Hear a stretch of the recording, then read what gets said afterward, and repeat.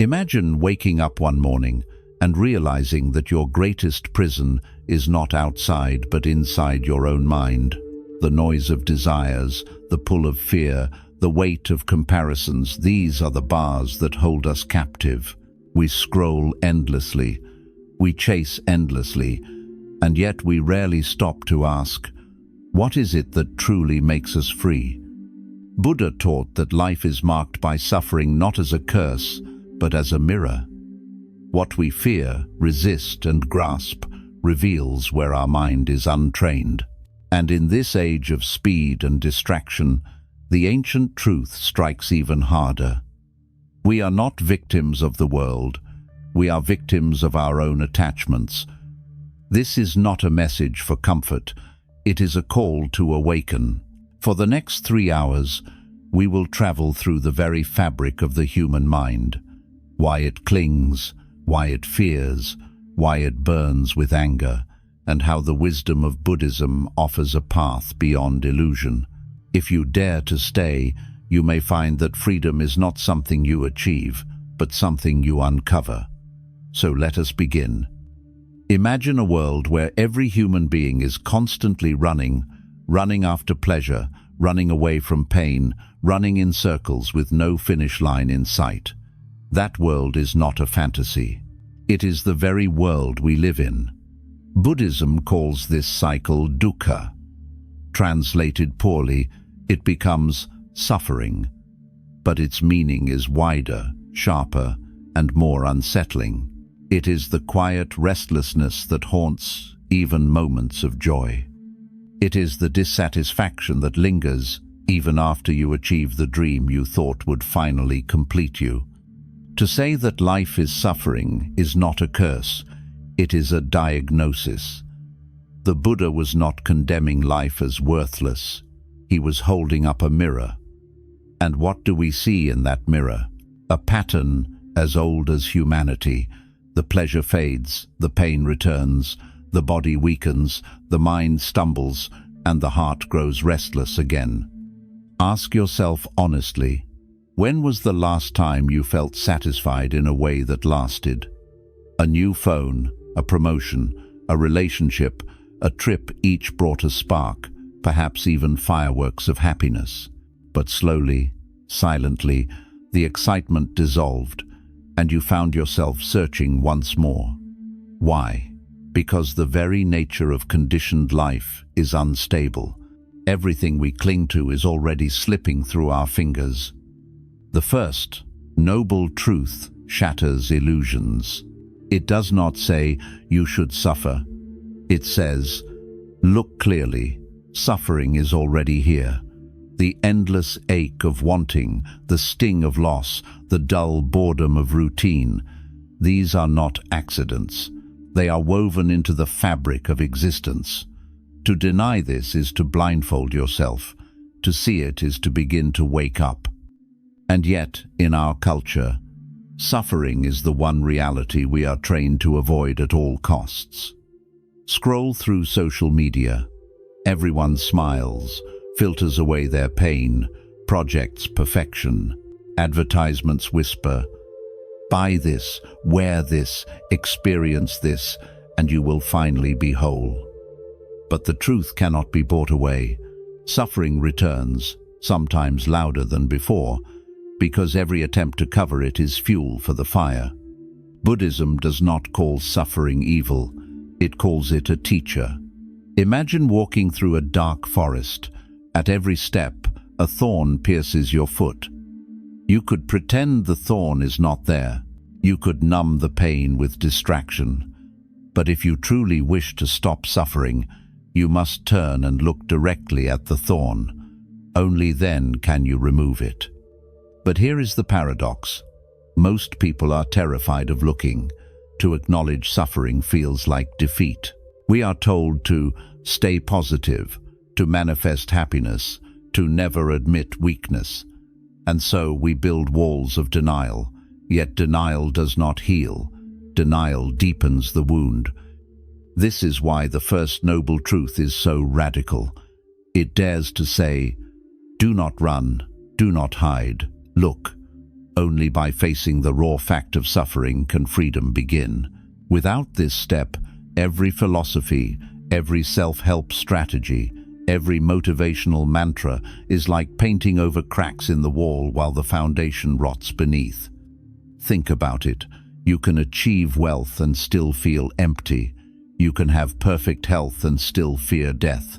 You can surround yourself with praise and still ache with loneliness. Why? Because suffering is not only in circumstances, it is in the mind itself. The restless hunger of desire, the reflex of aversion, the fog of ignorance, these are inner poisons that no external success can cure. And yet, this truth is not meant to depress you, it is meant to awaken you. Just as a doctor must reveal the sickness before prescribing medicine, the Buddha begins here, with honesty. Honesty so sharp it cuts through illusion. But ask yourself, who benefits from a society that denies suffering? Who profits when people refuse to face the truth of impermanence? Corporations that sell happiness, politicians that sell security, influencers that sell images of perfect lives. The cycle of denial is profitable, but awakening threatens the system, because an awakened mind cannot be manipulated by false promises. So the first noble truth is more than a spiritual insight. It is a quiet rebellion. To admit that suffering pervades life is to refuse the lie that happiness lies just one purchase away, just one achievement away, just one relationship away. Pause for a moment and reflect. Where does your suffering live right now? Is it in the fear of losing what you have? Is it in the endless comparison with others? Is it in the ache of loneliness, the weight of regret, the anxiety of the unknown? Each form of suffering is different in shape, but identical in root. It reveals the fragile nature of everything we cling to. This realization is not cruelty, it is compassion. Because only when we see clearly can we stop hurting ourselves with illusions. Only when we admit the fire is real can we begin to find water. The Buddha once said, "I teach only two things, suffering and the end of suffering." Notice the order. First, we must face the darkness. Then, and only then, can we glimpse the light. And here is where the true revolution begins. Suffering is not your enemy. It is your teacher. It is the signal that something is misaligned, that clinging has poisoned your mind, that ignorance is clouding your vision. Instead of fleeing, you are invited to listen. Instead of numbing, you are invited to awaken. Think of your own life as a text written in invisible ink. Every joy, every loss, every frustration beneath them all is the same hidden message, impermanence. To suffer is to be reminded that nothing can be held forever. To awaken is to finally accept this, and in that acceptance, to discover a freedom beyond clinging. So the first noble truth is not despair. It is the beginning of hope.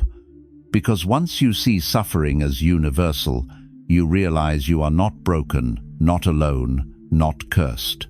You are simply human. And to be human is to walk a path that millions before you have walked, the path from illusion to liberation. The question is no longer, why am I suffering? The question is, will I use my suffering as a chain or as a key? Stay with me, because the next step reveals the engine of this suffering, the root cause that drives the endless cycle. And only by exposing that root can we begin to uproot it.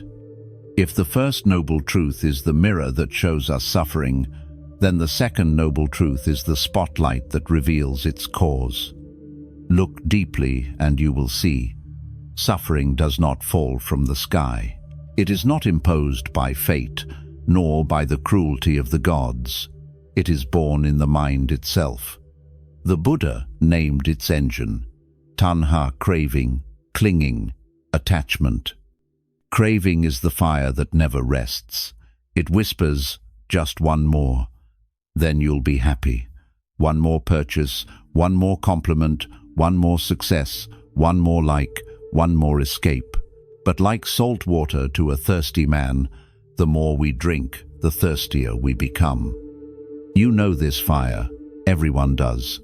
Think of the last time you finally got what you wanted, a raise, a trip, a relationship. For a moment, satisfaction filled you. And then it slipped away. Almost immediately, the mind demanded the next thing. This is the cycle of clinging: desire, temporary pleasure, dissatisfaction, new desire. It repeats endlessly, grinding down our spirit. The Buddha described 3 great poisons that fuel this cycle: greed, anger, and ignorance. They are not abstract concepts, they are psychological patterns alive in us every day. Greed is the hunger that never ends. It is not limited to money or possessions. It can be greed for recognition, for control, for attention. It is the gnawing sense that what you have is not enough, that you yourself are not enough. Greed blinds you to gratitude, and in doing so, it robs you of peace. Anger is the flame that burns not only its target, but also its host. It rises when reality does not conform to our demands. Someone insults us. Events fail to meet expectations.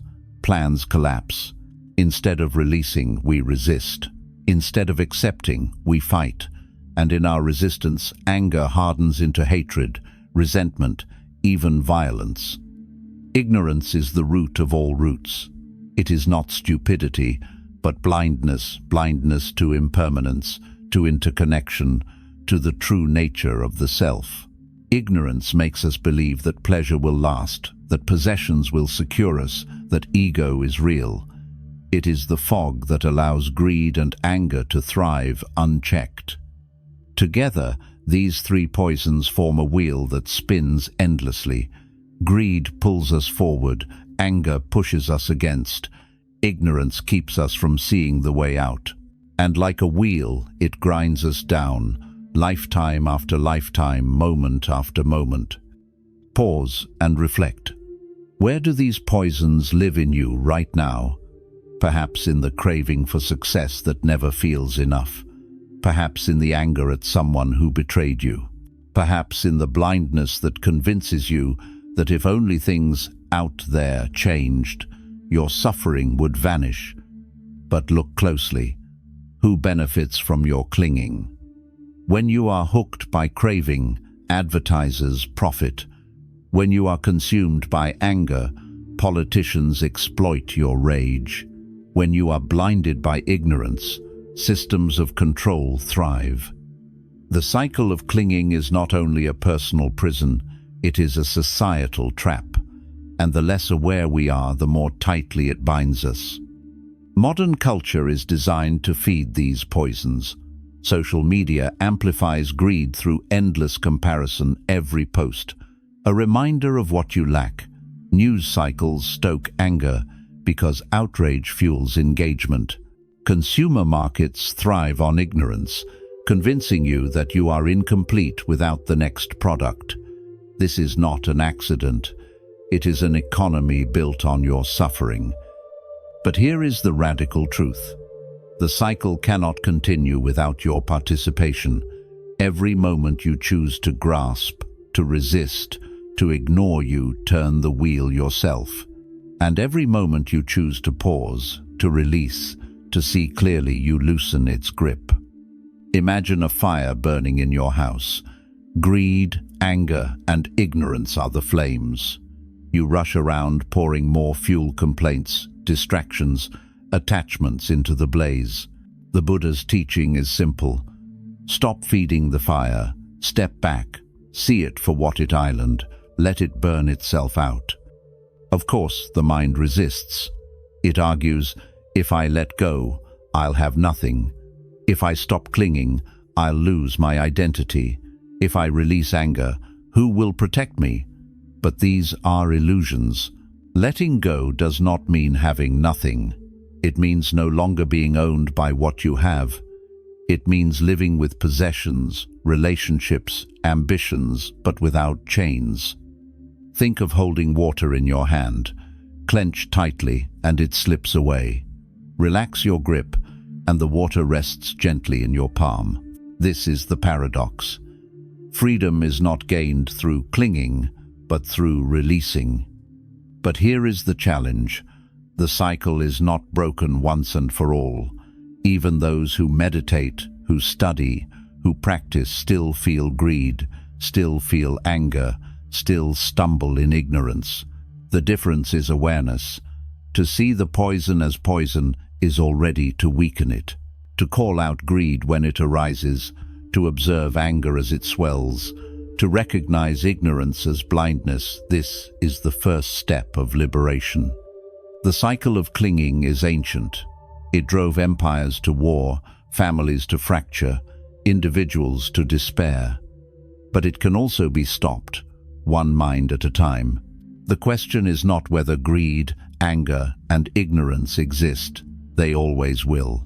The question is, will you feed them or starve them? The Buddha compared the mind to a field. Plant seeds of craving and weeds of suffering will overrun you. Plant seeds of mindfulness, compassion, and wisdom, and the harvest will be freedom.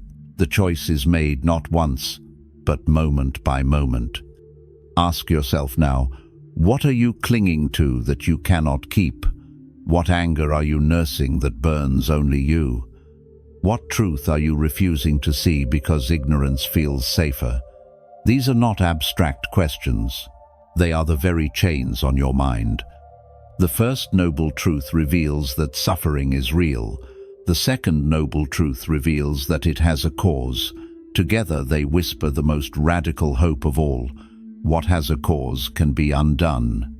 Stay with me, because in the next part we will see how the modern world, the digital noise, the endless distraction magnifies this cycle, turning the natural restlessness of the mind into a storm that few can escape. And yet, in that storm lies the chance to awaken. Close your eyes for a moment and listen inwardly. What do you hear? Thoughts bouncing, voices arguing, memories replaying, plans colliding, worries rising like waves. The Buddha called this the monkey mind, a restless creature leaping from branch to branch, never still, never satisfied. 2,500 years ago, this monkey already lived inside us. But today, in the digital age, it has found an endless forest to swing through. Look around, notifications buzzing, headlines screaming, ads flashing, opinions colliding. Every scroll, every click, every vibration of your phone is another branch for the monkey to leap to. The result? A mind scattered into 1,000 fragments, exhausted yet addicted, restless yet unable to stop. And this is not random. Modern technology has been designed to feed the monkey. Algorithms measure your cravings, predict your attention, and deliver the next shiny branch at the perfect moment. The monkey mind was once a personal struggle. Now it is a global business model. Your distraction is someone else's profit. But let's step back. What does this really mean for you, here and now? It means that the natural restlessness of your mind, its habit of chasing and fleeing, has been supercharged. What once was a quiet itch has become an uncontrollable storm. You open your phone to check one message, and 30 minutes vanish. You sit to read a book, and your hand twitches for the screen. You try to meditate, and within seconds your mind has run a marathon of thoughts. This is not a moral failure. It is conditioning.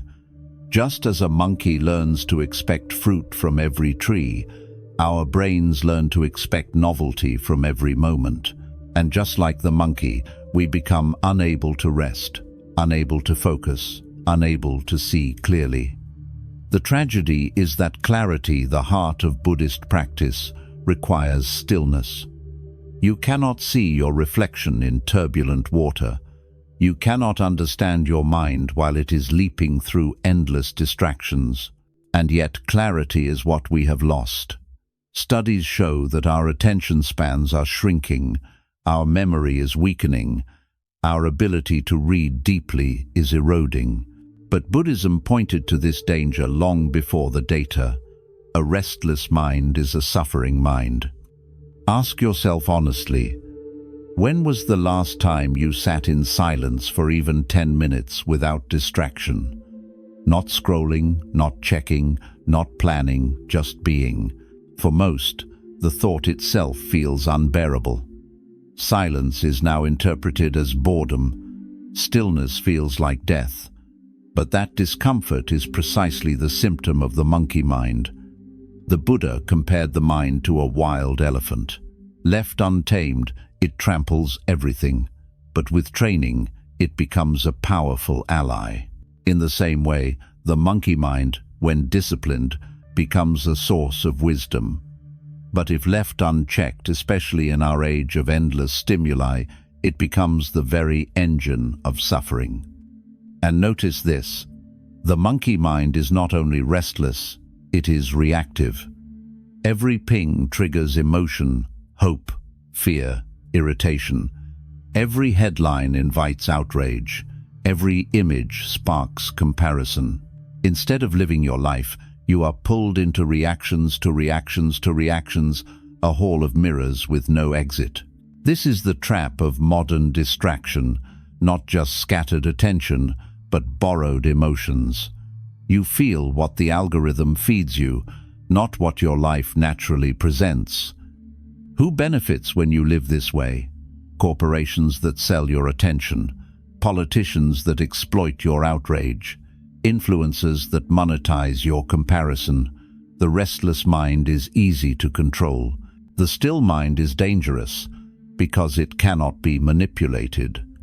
So the question is not, do I have a monkey mind? Everyone does. The real question is, am I training it, or am I being trained by it? Consider this image, a monkey chained to a spinning wheel. The more it struggles, the faster the wheel turns. That wheel is modern life notifications, entertainment, endless noise. And every time you react without awareness, you turn the wheel faster. The Buddha's teaching is simple but revolutionary. Pause, observe, step off the wheel.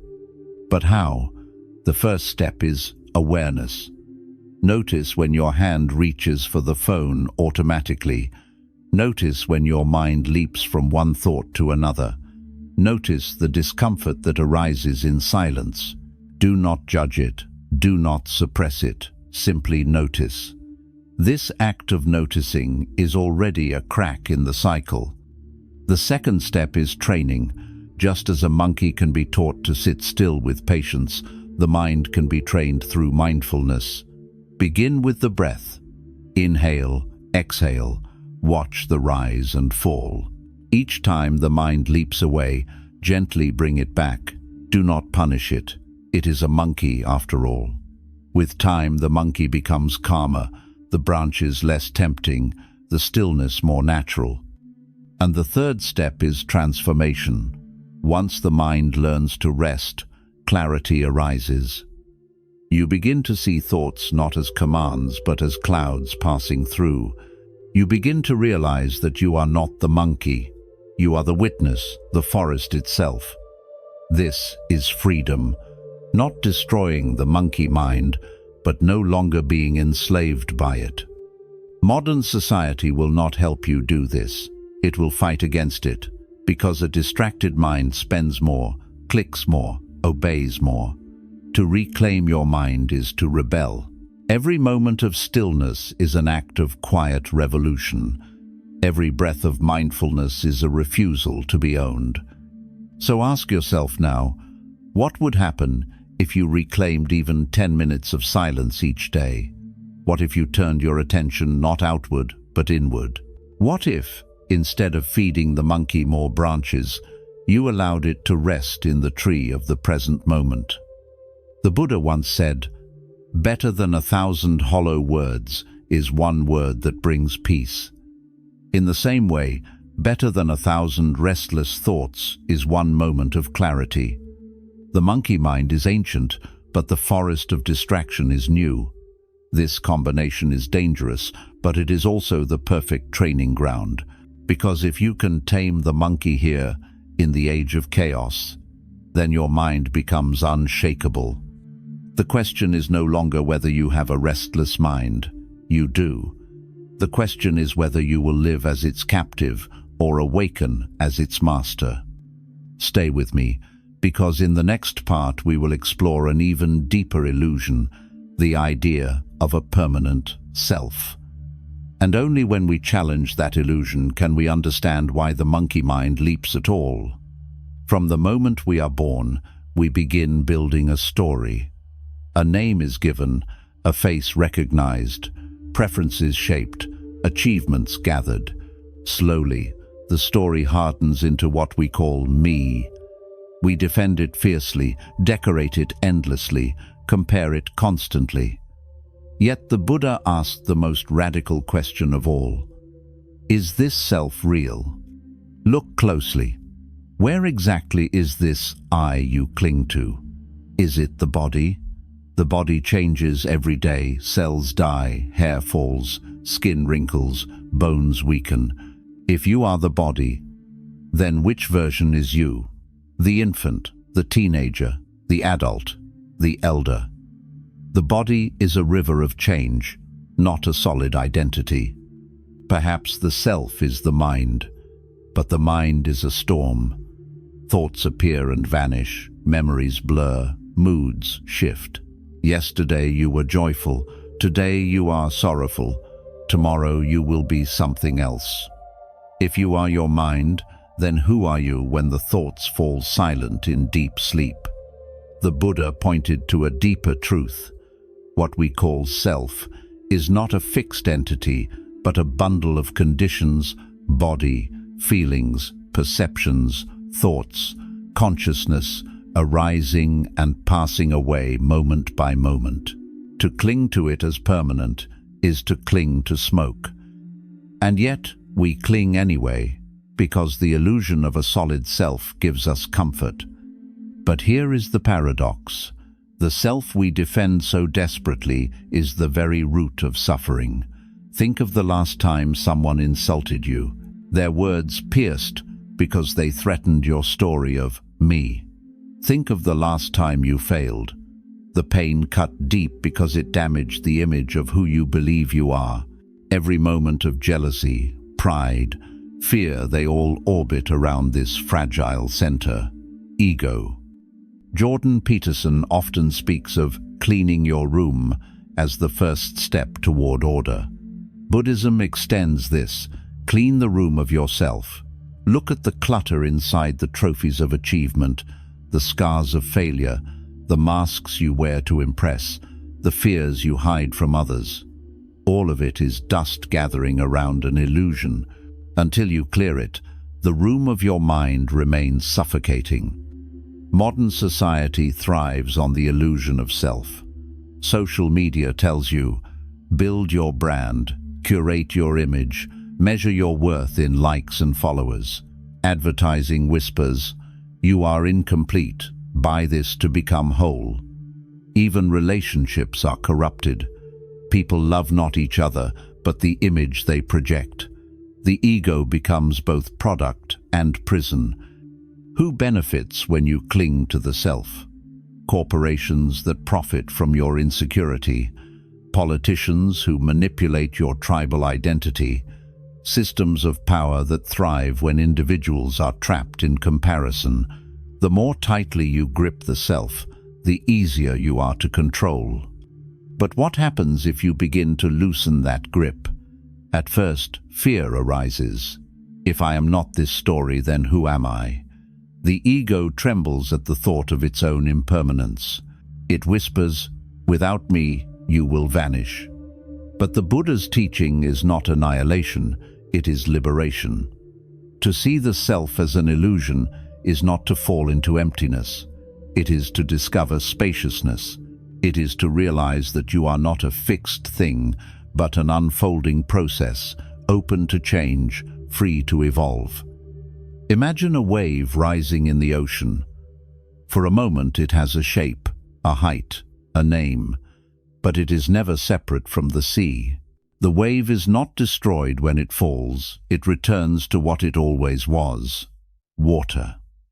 In the same way, the self is a temporary formation in the vast ocean of existence. To cling to it as separate is to suffer. To see its true nature is to find peace. But let us be honest, this truth is not easy.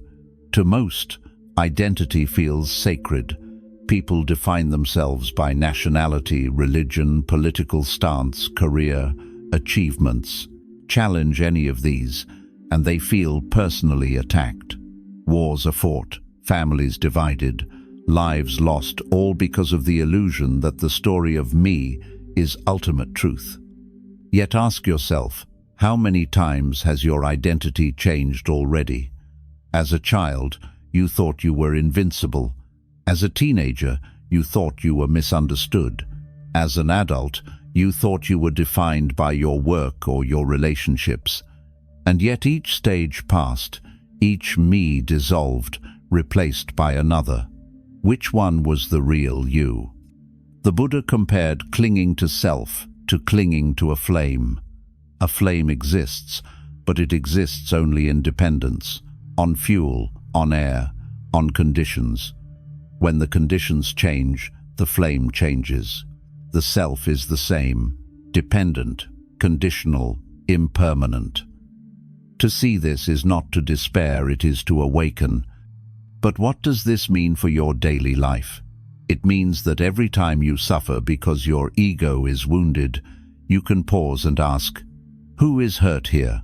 When you compare yourself to others and feel inferior, you can ask, what exactly am I defending? When you cling to an image of success, you can ask, is this self real or just a story I am telling myself? This questioning is not weakness, it is courage. It takes far more strength to dismantle an illusion than to defend it, and the reward is freedom. When the grip of ego loosens, insults lose their sting, failures lose their poison, successes lose their chains. You can engage fully in life, work, love, creation, without being enslaved by identity. Think of it like acting in a play. You take on a role, parent, worker, friend, leader. You play it well, with sincerity. But deep down you know it is a role, not your essence. When the curtain falls, you can bow and let it go. This is the wisdom of non-self. To live fully without clinging, to love deeply without possession, to succeed without arrogance, to fail without despair. The Buddha once said, in seeing the self as self, one clings. In seeing the self as illusion, one is free. This freedom is not abstract. It is practical. It is the difference between living constantly threatened by the loss of identity and living open, fluid, at peace. So pause here. Ask yourself, what story of me am I clinging to so tightly that it suffocates my life? What mask am I afraid to remove? What truth about impermanence am I refusing to face? The illusion of self is the deepest attachment and therefore the deepest suffering. But it is also the deepest key. For when you realize you are not the story, not the mask, not the fragile ego, you discover what cannot be threatened, what cannot be lost, awareness itself. Stay with me, because in the next part we will explore impermanence, the great truth that everything changes. And only by embracing that truth can we find the courage to let go of the illusion of self completely. There is a truth so obvious, so unavoidable, that it should be the easiest lesson in life, and yet it is the hardest to accept. That truth is impermanence. Everything changes, nothing lasts. Every breath you take rises and falls. Every thought you think appears and vanishes. Every relationship, every possession, every success, every body shifting, dissolving, slipping through time like sand through an open hand. The Buddha declared impermanence not as a doctrine to believe, but as a reality to see. Look anywhere, and it reveals itself. Seasons change, youth fades, stars explode, even mountains crumble, and yet, despite the evidence carved into every corner of existence, the human heart rebels. We want permanence. We demand stability. We cling as though the wave will not crash, as though the flame will not burn out, as though life itself is not a river. Why? Because permanence feels safe. It promises control. It whispers, "Hold on tightly, and you will not lose." But reality does not bow to our wishes. Reality is flow, not solidity. And so the harder we cling, the deeper we suffer. Think of the last time you lost something precious. A loved one, a dream, even a small comfort. The pain was sharp not only because the thing was gone, but because you expected it to last. You assumed tomorrow would look like today. And when impermanence revealed itself, the shock felt unbearable. But ask yourself, who promised you permanence? Where in the universe is there one thing that does not change? The body is born, grows, ages, dies. The mind is restless, never the same from one moment to the next. Even your dearest relationships evolve, sometimes deepening, sometimes fading, sometimes ending. Yet we live as though the law of change does not apply to us. This denial is the core of suffering. Imagine trying to hold water in a clenched fist. The tighter you grasp, the faster it escapes. In the same way, life flows whether you resist or not, and resistance does not stop the flow. It only exhausts you.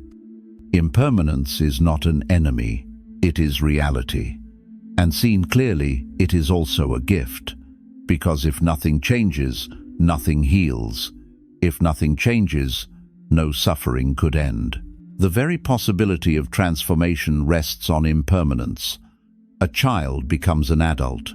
Ignorance becomes wisdom. Hatred can become compassion. Darkness can give way to light. This is why Buddhism teaches not only that all things are impermanent, but that this impermanence is the ground of liberation. The fire of craving, the weight of sorrow, the storm of anger, they too are impermanent. They arise and they fall.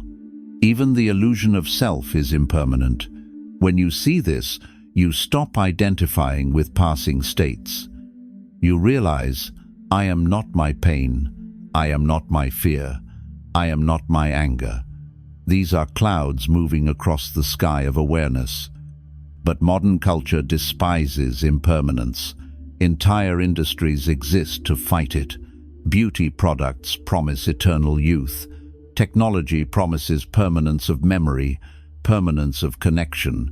We archive every photo, every post, as if to freeze life against time. But the truth seeps through. The skin still wrinkles. The memory still fades, the body still weakens, death still comes. Who benefits from your denial of impermanence?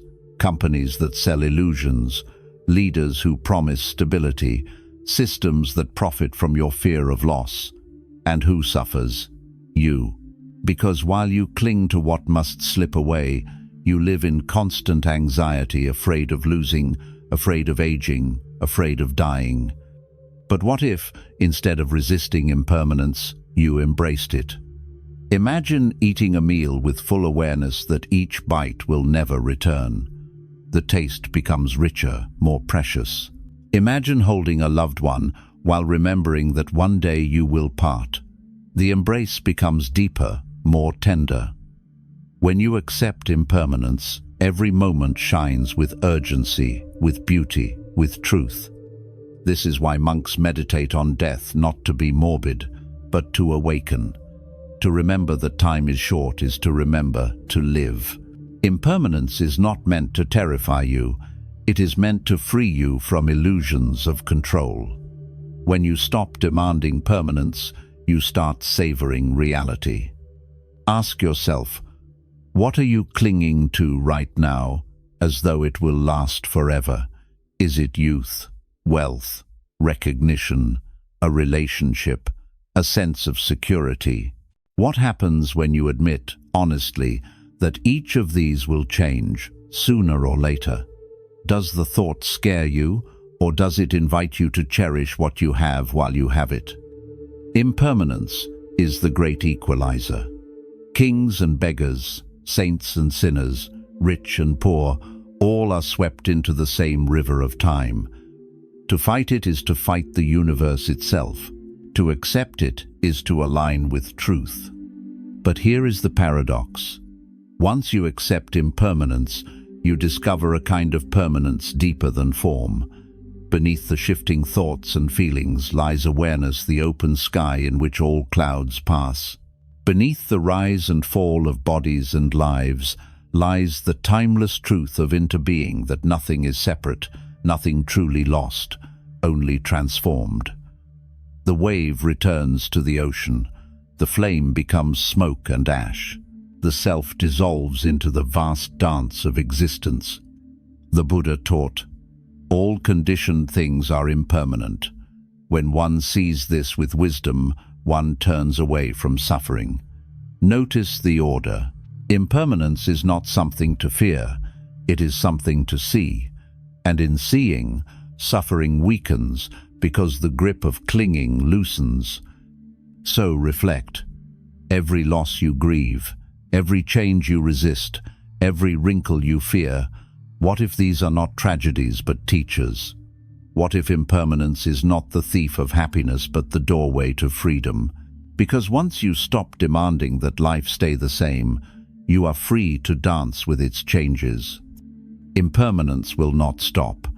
Your choice is whether to fight it or to flow with it.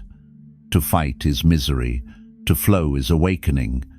Stay with me, because in the next part we will uncover the root cause of suffering itself, the cravings that bind us to impermanence like chains. And once we see the root clearly, we will know how to loosen its grip. By now we have faced two truths. Suffering is real, and impermanence is inescapable. But the question still burns. Why do we suffer so deeply from what we already know will change? Everyone understands, at least intellectually, that youth fades, possessions break, loved ones pass, and even our own lives will end. Yet when impermanence strikes, the pain feels unbearable. Why? The Buddha gave the answer with piercing clarity. Suffering is not caused simply by change. It is caused by our clinging to what changes. The root of suffering is craving. Craving is not ordinary wanting. We all need food, shelter, companionship. These are natural. Craving is something deeper, more insidious. It is the desperate must-have, the restless hunger that whispers, "Without this, I am incomplete. Without this, I cannot be happy." It is not the object itself that binds us, it is the attachment we wrap around it. Think of fire. Fire consumes whatever it touches. Craving is the same. It burns through wealth, status, relationships, achievements. The more you feed it, the hungrier it grows. You get the job, but soon want a better one. You buy the car, but envy a newer model. You win praise, but long for louder applause. The cycle never ends, because craving is not satisfied by possession, it is fueled by possession. And here is the tragedy. Craving turns even joy into suffering. You fall in love, and happiness floods your heart. But then fear creeps in. What if I lose them? What if they stop loving me? The joy becomes fragile, shadowed by anxiety. You succeed at work, but instead of peace, you feel pressure.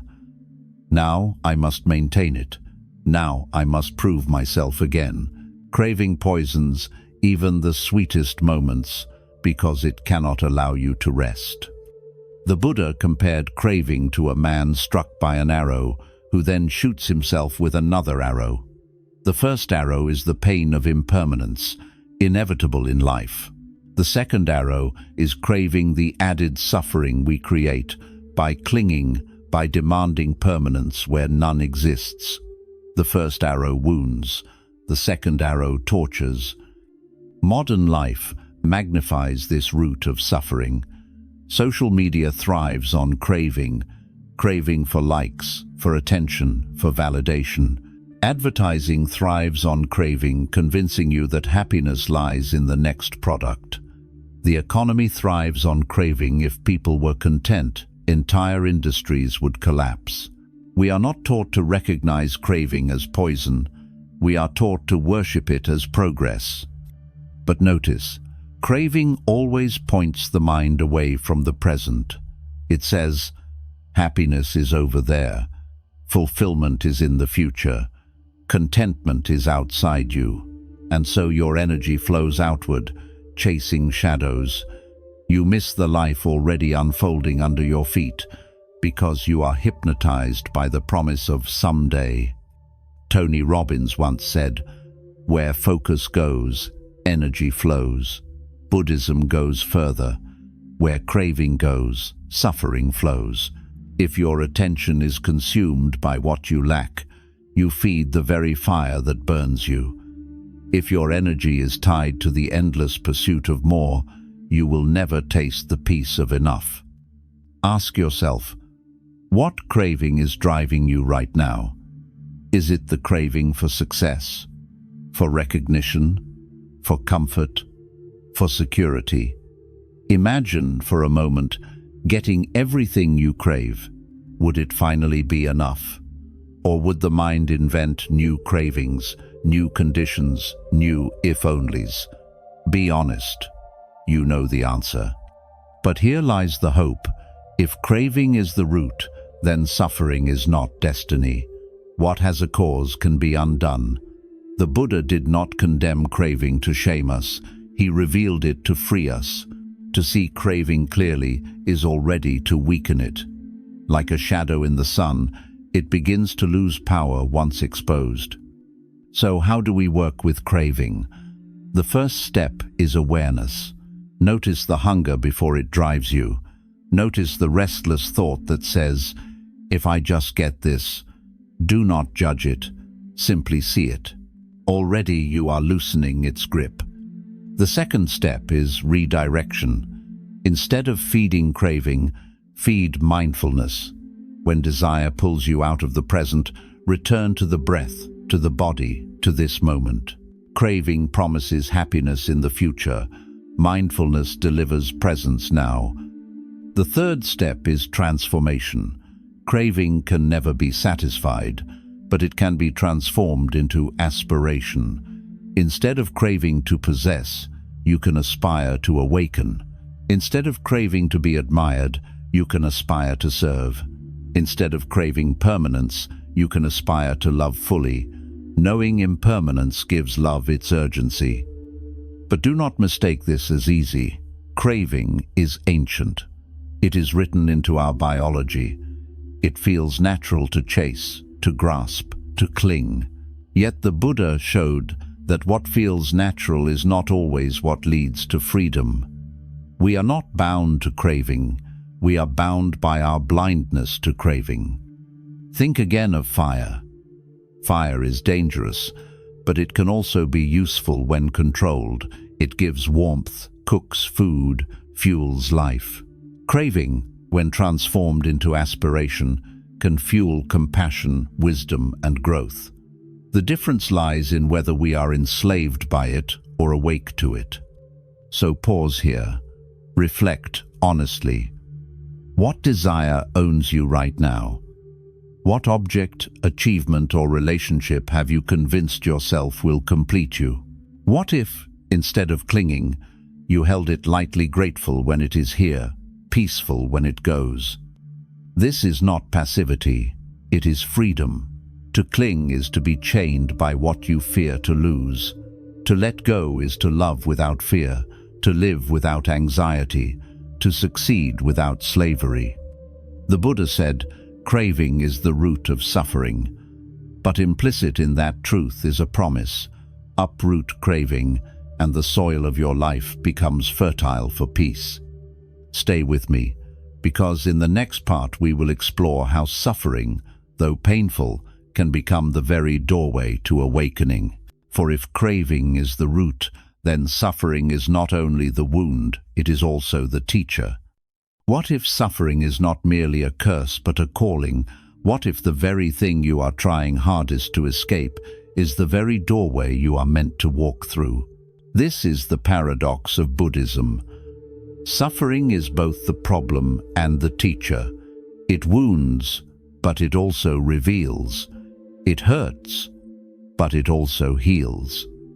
We spend our lives running from pain. We cover it with distractions, numb it with pleasure, silence it with denial. But the more we run, the larger it grows. Like a shadow, suffering follows us until we finally turn around to face it. The Buddha's insight was revolutionary, not because he acknowledged suffering that much is obvious, but because he declared that suffering is the path to awakening. Think of fire, touch it, and you recoil. But fire also gives light and warmth. It can destroy, but it can also illuminate. Suffering is the same. Unexamined, it burns. Examined with awareness, it becomes a light that shows us where we cling, where we are blind, where we are asleep. Consider this. Many of the wisest, most compassionate people you know did not become that way by accident. They became that way because of hardship. Loss taught them tenderness. Failure taught them humility. Illness taught them patience. Suffering stripped away illusions and left behind truth. Without it, they might have remained shallow, distracted, self-absorbed. With it, they were forced to grow. But society tells us the opposite. It sells the fantasy of a life without pain, a life of constant pleasure and comfort. Advertisements whisper, "If you buy this, you will never feel empty again. If you achieve this, you will never feel inadequate again." Politicians promise safety, influencers promise perfection, but all of it is a lie. Pain is not an error in the system. Pain is the system's teacher. Think of your own life. The moments that shaped you most, were they times of ease or times of difficulty? Did you grow when everything was comfortable or when everything was stripped away? Look closely and you will see. Suffering is not the opposite of growth. It is the very condition for it. The Buddha used the image of the lotus. The lotus blooms in muddy water, not in clean, clear streams. Its roots sink into the darkness, and from that darkness rises beauty. In the same way, awakening does not emerge from avoiding suffering, but from transforming it. The mud of life is not a mistake. It is the soil of enlightenment. This does not mean glorifying pain. It does not mean seeking out suffering as though it were a trophy. It means recognizing that when suffering arrives, it carries a hidden gift, the chance to awaken, the chance to see clearly, to let go, to grow stronger in wisdom and compassion. Ask yourself, what pain in your life have you been running from? What loss, what failure, what wound have you tried to bury? What if instead of fleeing, you sat with it, breathed with it, listened to it? What would it reveal? Perhaps the pain of rejection would reveal the craving for approval. Perhaps the pain of loss would reveal the illusion of permanence. Perhaps the pain of loneliness would reveal the illusion of self. In this way, suffering becomes not a wall but a mirror. It shows you where you are stuck. It points directly to the knots in your heart. And once you see them, you can begin to untie them. This is why the Buddha said, I teach only suffering and the end of suffering, because the two are not separate. The end is found within the beginning. Liberation is hidden inside the wound. But here is the challenge. To use suffering as opportunity requires courage. It is easier to distract yourself, to blame others, to numb the pain. To sit with suffering demands presence. It demands honesty. It demands a willingness to be burned by the fire without running away. But once you endure that fire, you find it purifies. Think of gold refined in flames. The heat does not destroy it. It removes the impurities. In the same way, suffering, when met with awareness, does not destroy you. It burns away illusions, pride, ignorance. What remains is clarity, humility, compassion. Modern psychology echoes this truth. Researchers speak of post-traumatic growth, the phenomenon where people who endure hardship often emerge more resilient, more grateful, more compassionate than before. Buddhism saw this centuries ago. The wound can become wisdom, the scar can become strength.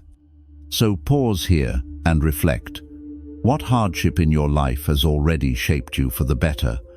What pain do you now look back on with gratitude because it made you who you are? This reflection reveals the hidden pattern. Suffering is not just pain, it is potential. And here lies the radical freedom. When you stop fearing suffering, you stop being controlled by it. When pain arrives, you no longer ask, "Why me?" Instead, you ask, "What is this here to teach me?" In that moment, the victim becomes the student, the wound becomes the path. This is not resignation, it is transformation. To resign is to collapse under suffering. To transform is to rise through it. The Buddha did not say, "Suffer quietly." He said, "See suffering clearly, and you will be free." Imagine carrying a heavy stone on your back. At first, you curse it, resent it, collapse under its weight. But then you realize the stone is training you. With every step, your legs grow stronger. With every mile, your endurance grows. In time, the very burden that once crushed you becomes the source of your strength. Suffering, seen with wisdom, works the same way.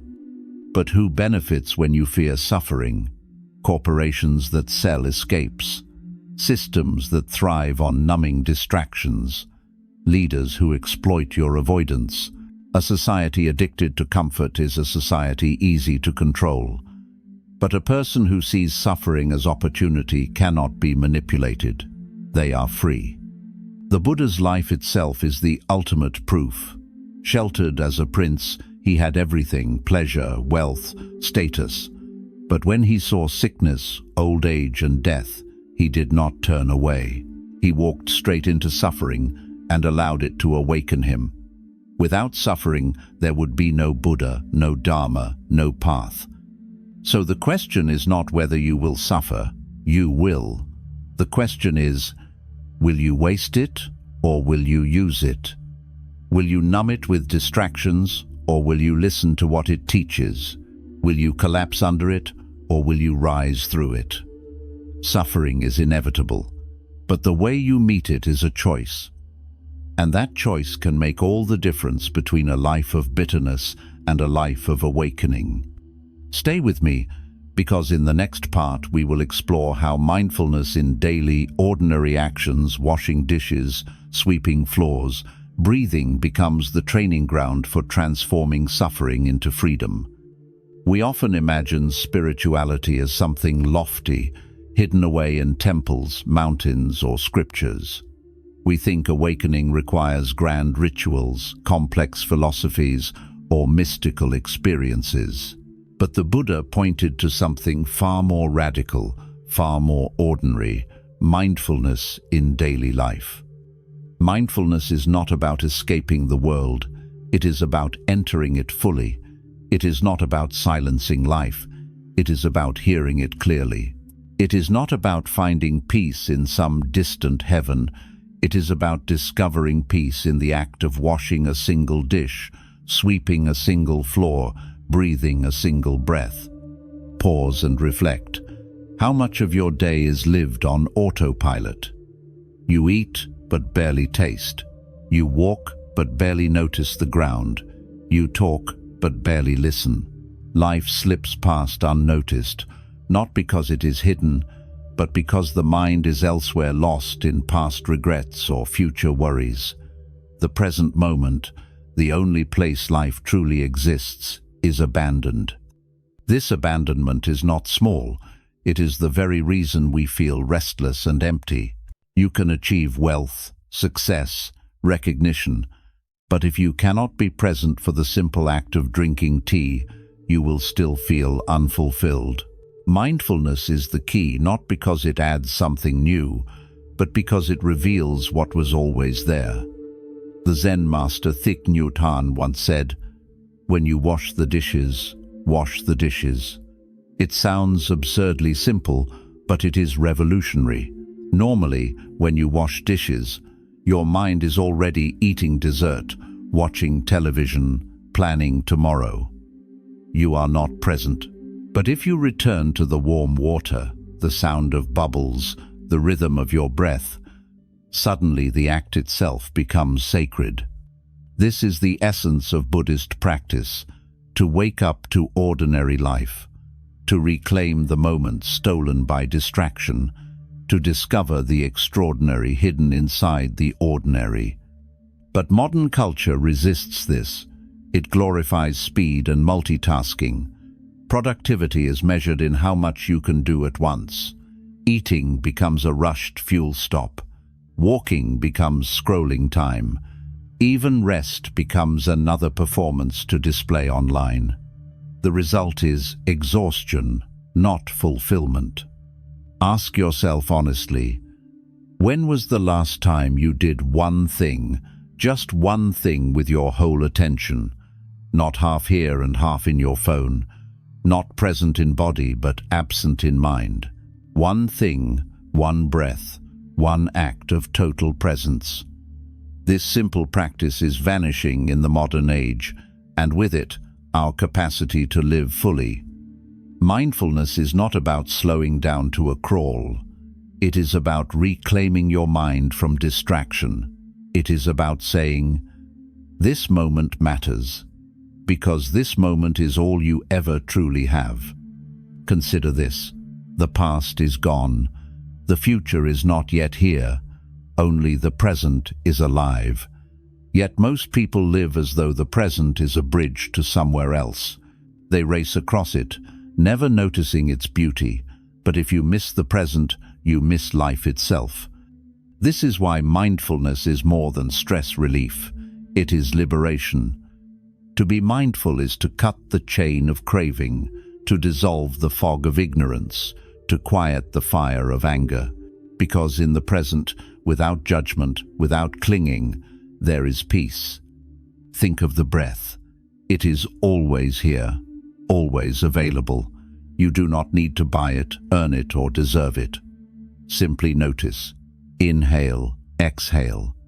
In this noticing, the mind settles. The monkey calms, the heart softens, the present reveals itself as enough. But mindfulness is not limited to meditation cushions. It is to be practiced while eating, walking, speaking, listening. Imagine walking down the street. Instead of being lost in thought, you feel your feet touch the ground, hear the sound of birds, see the shifting light. The ordinary becomes luminous. Or imagine drinking tea. Instead of gulping it while checking messages, you savor the warmth, the aroma, the taste. Suddenly, life is rich again. Why does this matter? Because mindfulness turns every act into practice. Washing dishes becomes a meditation. Sweeping floors becomes a prayer.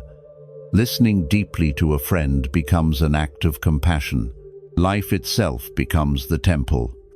Who benefits when you live without mindfulness?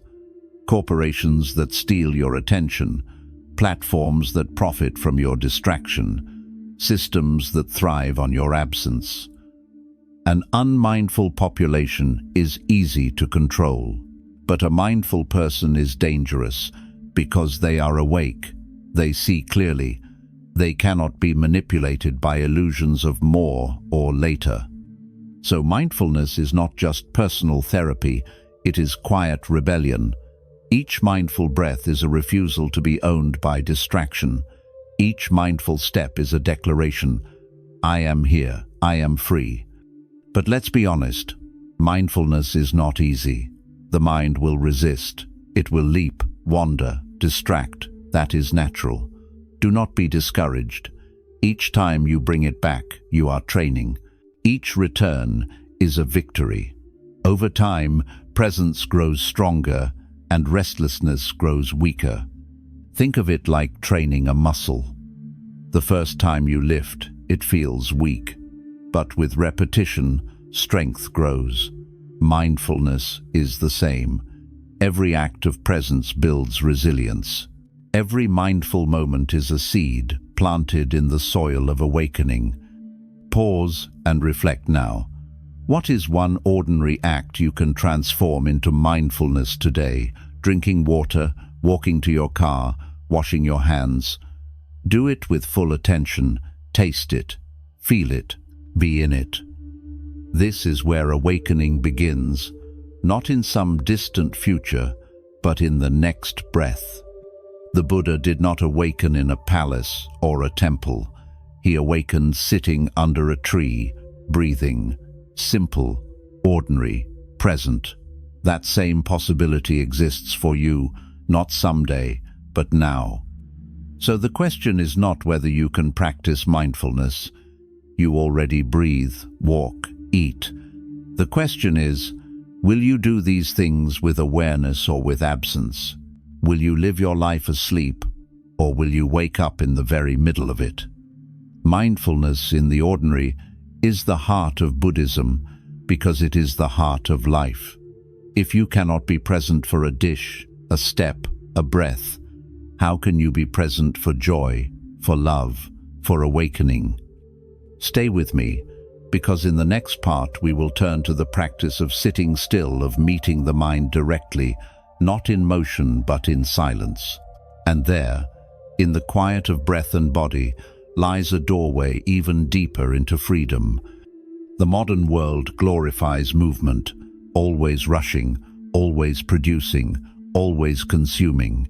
To sit still seems useless, even threatening. Yet the Buddha discovered that the greatest revolution does not begin with conquest, invention, or speech. It begins with stillness. Imagine sitting down, closing your eyes, and doing nothing. No scrolling, no planning, no replaying, just breathing. At first, it feels unbearable. The monkey mind leaps, memories resurface, anxieties scream. But if you stay, if you breathe, something extraordinary happens. The chaos begins to settle. The mud of the mind sinks, and the water clears. This is the power of meditation, not escape, but clarity. Why is sitting still so radical? Because it confronts the mind directly. Most of our lives are spent running from boredom, from fear, from ourselves. We drown silence with noise because silence reveals too much. But when you stop running, when you sit still, you meet your mind face to face.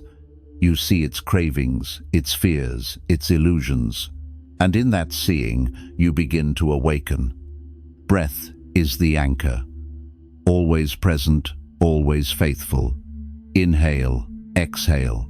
The mind wanders. You return. It is that simple and that difficult. Each return is a training, a reminder. I am not my thoughts. I am the awareness watching them. Thoughts rise like clouds, but the sky remains. Feelings surge like waves, but the ocean abides. At first, you may discover how restless you truly are. 10 seconds of silence can feel like an eternity. But this is not failure. This is the point. To see the restlessness clearly is the first step to freedom. Most people live as slaves to their thoughts, never realizing they are thoughts. Meditation exposes the chains. Think of sitting meditation as cleaning a mirror. At first, the dust is thick, the reflection blurred. With patience, each breath wipes it clearer. Eventually, you see yourself as you are not the story, not the ego, but pure awareness. This is why the Buddha called meditation not relaxation, but insight. But society resists this practice. Why? Because a still mind is dangerous. A still mind cannot be manipulated by fear, by craving, by distraction. A still mind sees through illusions. And illusions are the foundation of the modern world. The endless scroll thrives on your restlessness. Advertising thrives on your discontent. Politics thrives on your outrage. Stillness cuts the fuel line. Who benefits when you cannot sit still? Everyone who profits from your distraction. Who benefits when you can? You, and through you, the world. Let us be honest. Sitting still will not erase pain. Memories will arise. Emotions will surge. At times, it will feel like you are not calming the mind, but stirring it. This too is part of the process. The mud must rise before it can settle. The hidden must surface before it can be released. The Buddha compared meditation to taming a wild elephant. At first, it thrashes, resists, refuses control. But with patience, kindness, persistence, the elephant becomes steady, powerful, trustworthy. Your mind is that elephant. Untamed, it destroys. Trained, it carries you to freedom. Ask yourself, when was the last time you sat in silence with your own mind, without distraction, without escape? What are you afraid you will find there? And what if facing that fear is the very key to liberation? Breath meditation teaches one of the greatest truths. Impermanence is not a concept, it is an experience. Watch the breath. It rises, it falls. Each moment is born and dies. Watch thoughts. They arise, linger, dissolve. Watch sensations. They flicker, shift, vanish. Meditation reveals impermanence not as philosophy, but as direct reality. And in seeing impermanence directly, clinging weakens. When a thought arises, you do not chase it, you watch it fade. When a craving arises, you do not obey it, you see it dissolve. Slowly, the cycle of suffering loosens because you no longer believe every thought, obey every impulse, or fear every emotion. This is radical clarity. To sit still is to cut through illusions.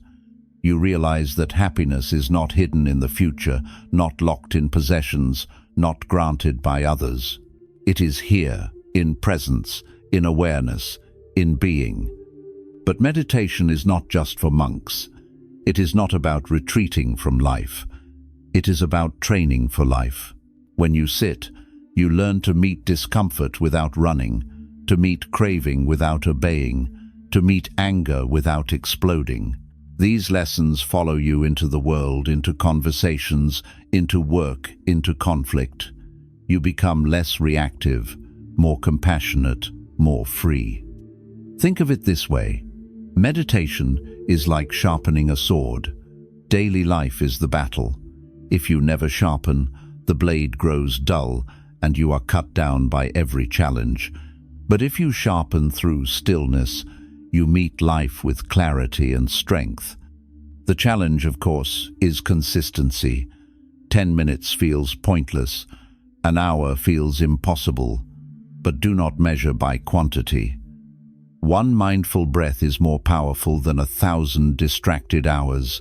The key is sincerity, not duration. So pause now. Breathe. Inhale deeply, exhale slowly. Notice the air, notice the body, notice the silence beneath it all. In this moment, you are not lacking. In this moment, you are whole. The Buddha once said, "Peace comes from within. Do not seek it without." Sitting still is how you discover that truth, not as belief, but as direct experience. So the question is no longer whether you can sit still, you can.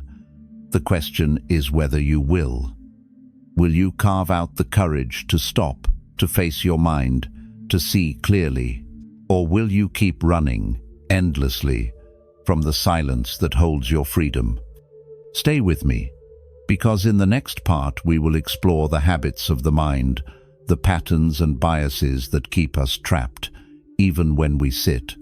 And only by seeing these habits clearly can we finally break their power.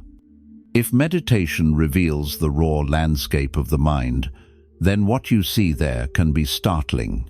Beneath the surface of awareness lie grooves worn deep by repetition. These grooves are habits, patterns of thought, emotion, and reaction that shape our lives without our consent. Buddhism calls them habit energies, and modern psychology calls them conditioning, biases, or unconscious scripts. Different names, same reality. Most of what you think and do is not chosen. It is automatic. Pause and consider, how often do you truly act freely?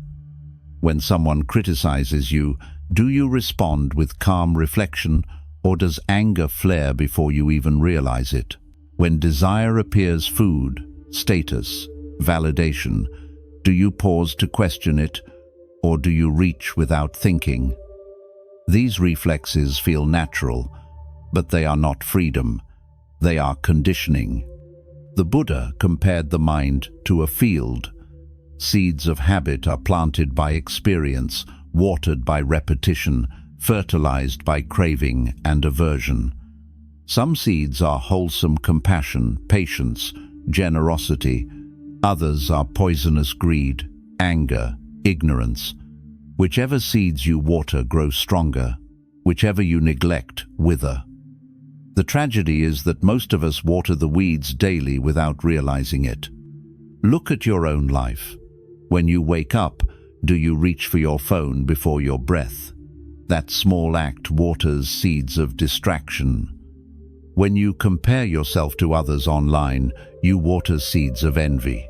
When you repeat a story of victimhood, you water seeds of resentment. Over time, these seeds become forests, shaping your inner world. Modern science agrees. Neuroscientists speak of neuroplasticity, the brain's tendency to wire pathways through repetition. Thoughts that fire together, wire together. Repeat anger, and you become angry. Repeat gratitude, and you become grateful. The Buddha saw this long before the brain was studied. What you practice, you become. And here lies the danger. Most habits are invisible. They operate beneath awareness, guiding choices, shaping moods, building your character silently. You think you are free, but in truth, you are a puppet pulled by strings of past conditioning. How often do you repeat mistakes not because you want to, but because your habits drag you back? This is why Buddhism emphasizes mindfulness. Awareness is the knife that cuts the strings. To see a habit clearly is to weaken its hold. Imagine a thief stealing from you in the dark. You are helpless, but shine a light, and the thief flees. In the same way, unexamined habits rob your life. Awareness exposes them. Consider biases. Confirmation bias makes you seek only evidence that supports your beliefs. Negativity bias makes you focus more on pain than joy. Social proof makes you believe what the crowd believes. These are not flaws of character, they are patterns of mind. Left unseen, they lead to ignorance and suffering. Seen clearly, they lose their grip. The Buddha once described this process as recognizing the arrow. When pain strikes, the first arrow is unavoidable, but the second arrow, the story you tell, the habit of anger or despair, that arrow is optional. Most suffering comes not from events, but from the habitual reactions we add on top. Ask yourself, what are your second arrows? Do you add resentment to rejection? Do you add self-hatred to failure? Do you add fear to uncertainty? These are habits of mind, not truths. And if they are habits, they can be unlearned. But unlearning is not automatic. It requires patience, practice, persistence. Think of steering a ship.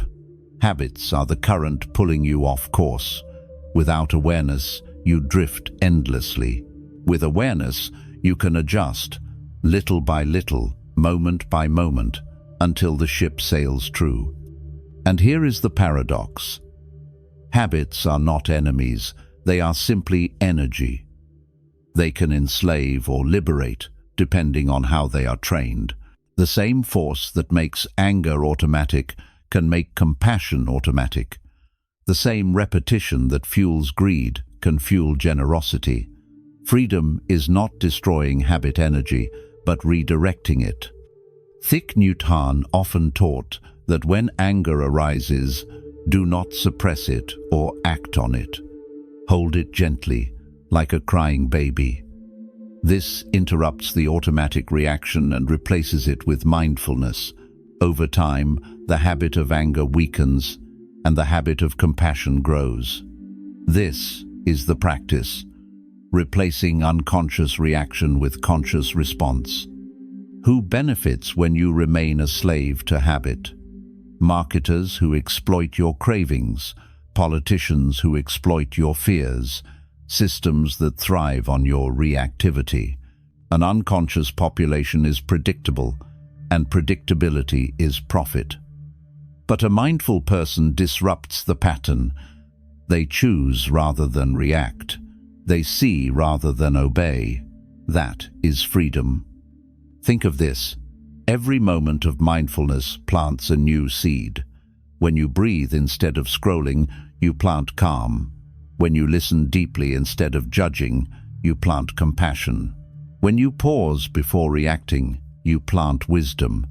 These seeds grow, and in time, they reshape the entire field of your mind. So reflect. What habits own you right now? What automatic reactions dictate your life? And what new seeds could you begin planting today? This is why Buddhism emphasizes practice, not belief. You cannot think your way out of habit. You must train. Just as muscles grow through repeated action, so too does wisdom. Every breath of awareness is training. Every mindful step is rewiring. Slowly the puppet becomes the master. The Buddha taught, whatever a monk frequently thinks and ponders upon, that will become the inclination of his mind. The same is true for you. What you repeat becomes who you are. So the question is not whether you have habits you do. The question is, which ones will you feed? Which ones will you starve? And will you have the courage to shine the light of awareness into the grooves of your mind? Stay with me, because in the next part we will explore wisdom itself, not as knowledge, but as light. And only wisdom can guide us through the darkness of our habits into the freedom of clarity. Imagine standing in a dark cave. Around you are shadows, shapes you cannot make out. You stumble, bruise yourself, grow afraid. Then, someone lights a torch. Instantly, the shadows dissolve. The cave has not changed. The dangers have not vanished. But now you see, this is the difference between ignorance and wisdom. The Buddha called this light prajna, not ordinary knowledge, but liberating insight. Knowledge collects facts. Wisdom sees truth. Knowledge can tell you how to build a house. Wisdom can tell you that the house is impermanent. Knowledge can describe the body. Wisdom sees that the body is not self. Knowledge can explain suffering. Wisdom shows you how to be free of it. We live in an age of knowledge. Information is everywhere, scrolling endlessly, stored in clouds, searchable in seconds. Yet, paradoxically, we are starved of wisdom. Why? Because wisdom is not about what you know, it is about how you see. You can memorize every sutra, read every philosophy, master every science, and still be trapped in craving and fear. Without wisdom, knowledge is blind. The Buddha compared wisdom to a lamp lit within. Without it, you may walk in circles forever. With it, every step reveals the path. This is why wisdom is central to Buddhism. It is not an ornament, but the very heart of liberation. So what is wisdom? At its core, it is seeing reality as it truly is, impermanent, non-self, interdependent. It is piercing through the illusions we mistake for truth. Illusions like, I am my possessions, I am my thoughts, I am separate from others. Happiness lies in the future.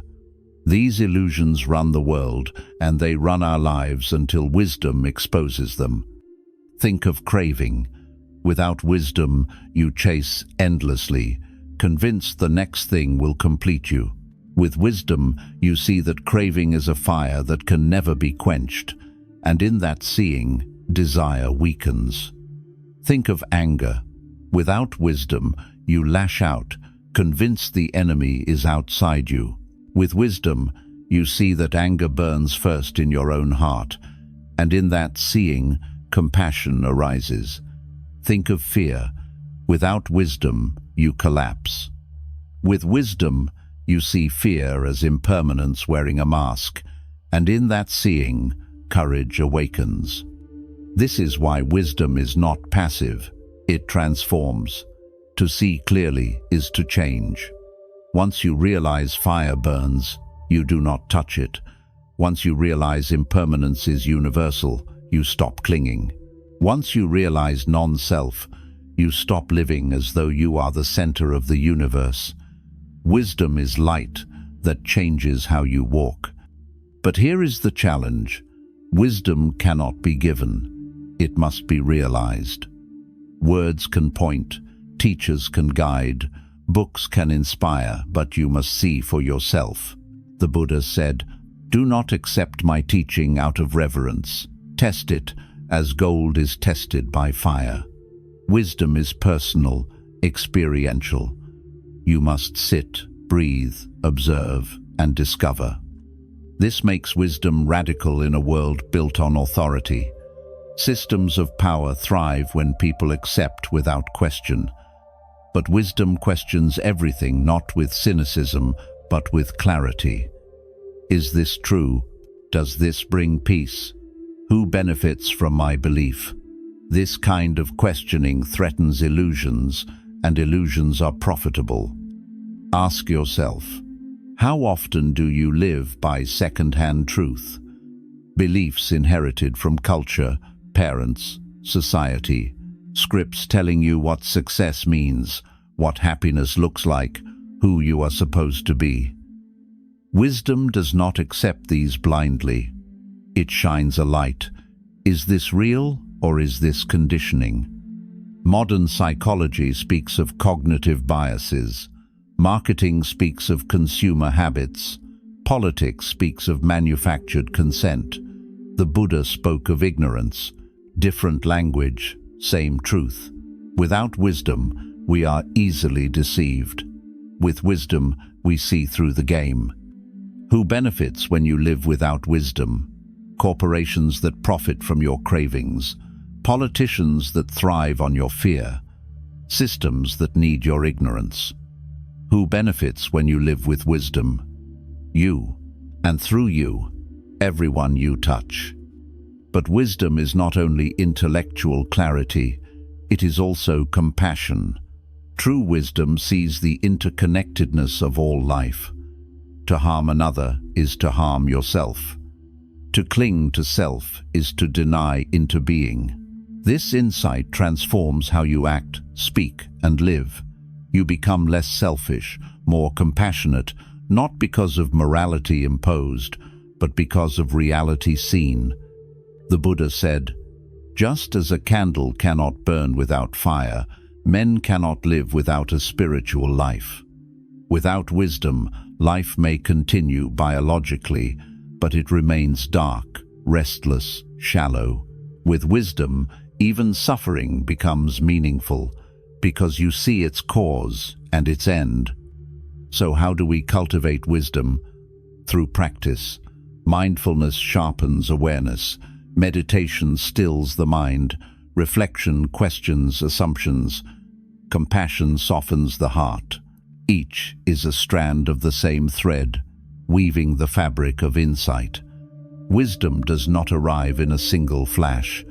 It grows, moment by moment, like dawn breaking. Think of your own life. How many times have you repeated the same mistake because you did not see clearly? How many times has insight, sudden, undeniable, changed your direction forever? Wisdom is like that. A light that once lit makes you wonder how you ever stumbled in the dark. Pause and reflect. Where are you walking blind right now? What illusion still controls you? Is it the illusion of permanence, the illusion of self, the illusion of separateness? What would change if you saw through it? The Buddha did not promise that wisdom eliminates pain. Bodies still age, loved ones still die, the world still shifts. But wisdom changes your relationship to it all. You no longer cling, resist, or deny. You flow, and in flowing, suffering loses its teeth. So the question is not whether wisdom exists, it does. The question is, will you light the torch? Or will you continue stumbling in the cave of illusion, bruised by shadows that vanish the moment you see them for what they are? Stay with me, because in the next part we will turn to the strength of compassion, the natural flowering of wisdom, and the power that transforms suffering not only for yourself but for all beings. If wisdom is the light that reveals truth, then compassion is the warmth that makes truth bearable. One without the other is incomplete. Wisdom without compassion becomes cold, detached, even cruel. Compassion without wisdom becomes blind, sentimental, easily exhausted. Together, they form the twin wings of awakening, able to lift us beyond the suffering of self and into the freedom of love. But let us be honest. In our world, compassion is often mistaken for weakness. We are told that to survive, we must compete.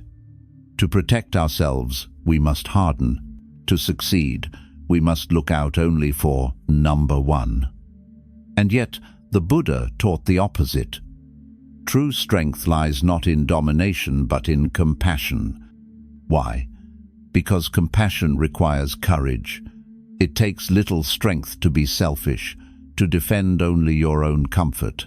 But it takes immense strength to open your heart to the pain of others, to feel their suffering as your own, and to act with kindness when fear or anger would be easier. Think of anger. It explodes quickly, burns hot, and leaves destruction in its wake. But compassion is steady. It absorbs the pain, transforms it, and responds with healing. This is not weakness, it is mastery. The one who controls others is powerful. The one who controls themselves is truly strong. The Buddha compared compassion to water. Water yields, yet wears down stone. It flows low, yet nourishes all life. It does not fight fire with fire, but with coolness it extinguishes flames. Imagine if your anger, your fear, your resentment were met not with more fire, but with water. What would change in your life? Modern science echoes this. Studies show that compassion reduces stress, strengthens resilience, even heals the body. Acts of kindness release oxytocin, lower blood pressure, expand well-being. Compassion is not just a moral ideal, it is biological strength. Evolution itself rewards cooperation, empathy, care. The myth of ruthless survival is just that, a myth. But compassion is not pity. Pity looks down from above and says, "You are weak, I am strong." Compassion looks across and says, "Your pain is my pain, your joy is my joy. We are not separate." Compassion dissolves the illusion of self and other. It sees interconnection clearly. When one suffers, all suffer. When one heals, all heal. Pause and reflect. When was the last time you felt genuine compassion, not just for a friend, but for a stranger? Not just for those who agree with you, but for those who oppose you. This is the true test of compassion. To love those who love you is easy. To extend compassion to those who hurt you, that is the strength of a Buddha. The Buddha himself modeled this. When insulted, he did not retaliate. When harmed, he responded with peace. His compassion was not naive. It was fierce. Fierce enough to break the cycle of hatred. Fierce enough to turn enemies into teachers. Fierce enough to change the world, not through violence, but through love. But let us not romanticize compassion. It is hard. To open your heart to the suffering of others is to feel more pain, not less. It is to allow the world's cries to echo in your chest. And yet, paradoxically, compassion also brings joy. Because in compassion, the self dissolves, and with it, the prison of loneliness. You discover a vast heart that is not limited to me and mine, but flows freely to all beings. Who benefits when compassion is absent? Systems built on division, leaders who thrive on hatred, corporations that profit from selfishness. A world without compassion is easy to exploit. But a person with compassion cannot be manipulated by fear, because their heart is larger than fear. Compassion is also practical. In daily life, it means listening before judging. It means pausing before reacting. It means treating others not as obstacles but as fellow travelers in the same fragile journey. Compassion at home heals families. Compassion at work builds trust. Compassion in society creates peace. But here is the paradox. Compassion must begin with yourself. Many try to love others while hating themselves. It does not work. Self-compassion is not indulgence, it is sanity. To treat yourself as someone worthy of care is the foundation for caring for others. If you cannot forgive yourself, how will you forgive others? If you cannot be gentle with your own pain, how will you be gentle with the pain of the world? Think of compassion as a muscle. Left unused, it weakens. Practiced daily, it strengthens. Begin small. Smile at a stranger. Listen deeply to a friend. Forgive one mistake, yours or another's. Each act waters the seed of compassion, and over time, it grows into unshakable strength. The Buddha described this strength as metta, loving kindness that extends without limit. In meditation, practitioners visualize sending compassion first to themselves, then to loved ones, then to strangers, then even to enemies, until the whole universe is embraced. This practice is not fantasy. It rewires the heart. It breaks down walls. It teaches you to see all beings as part of the same body of life. Pause and reflect. Who in your life needs your compassion right now? Who do you resist forgiving? Who do you find hardest to love? That is your training ground. Compassion is easy when it costs nothing. It is true when it costs your pride. And here lies the radical power of compassion. It ends cycles. Hatred multiplies hatred. Violence breeds violence. But compassion interrupts the pattern. It says, I will not pass this poison forward. The cycle ends here. That is true strength. So the question is not whether compassion is nice. The question is, will you be brave enough to live it?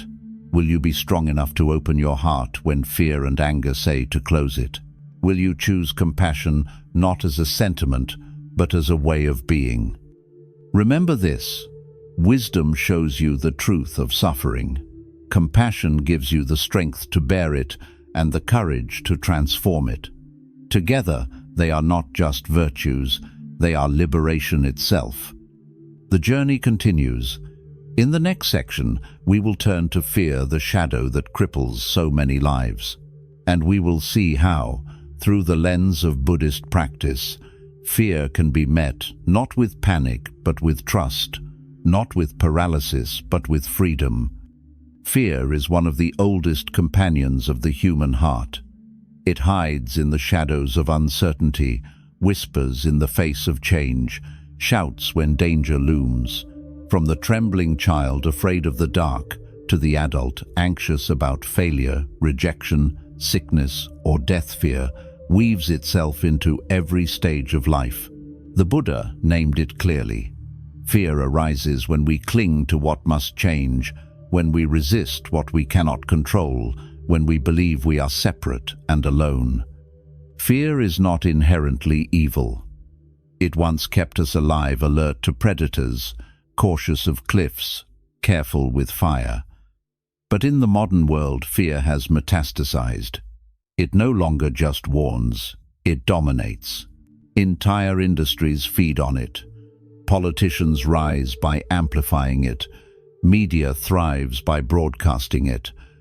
Fear has become not a survival tool, but a tool of manipulation. Think of how often fear governs your choices. You hesitate to speak your truth out of fear of judgment. You cling to a job you despise out of fear of insecurity. You hide parts of yourself out of fear of rejection. You avoid silence out of fear of meeting your own mind.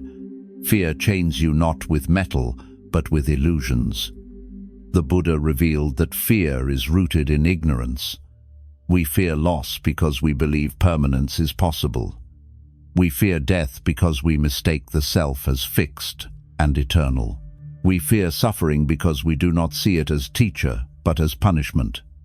In this way, fear is not about external events. It is about misunderstanding reality. But here is the paradox. The same fear that imprisons you can awaken you. Each fear is a mirror, showing you what you cling to. Afraid of losing wealth, you are attached to possessions.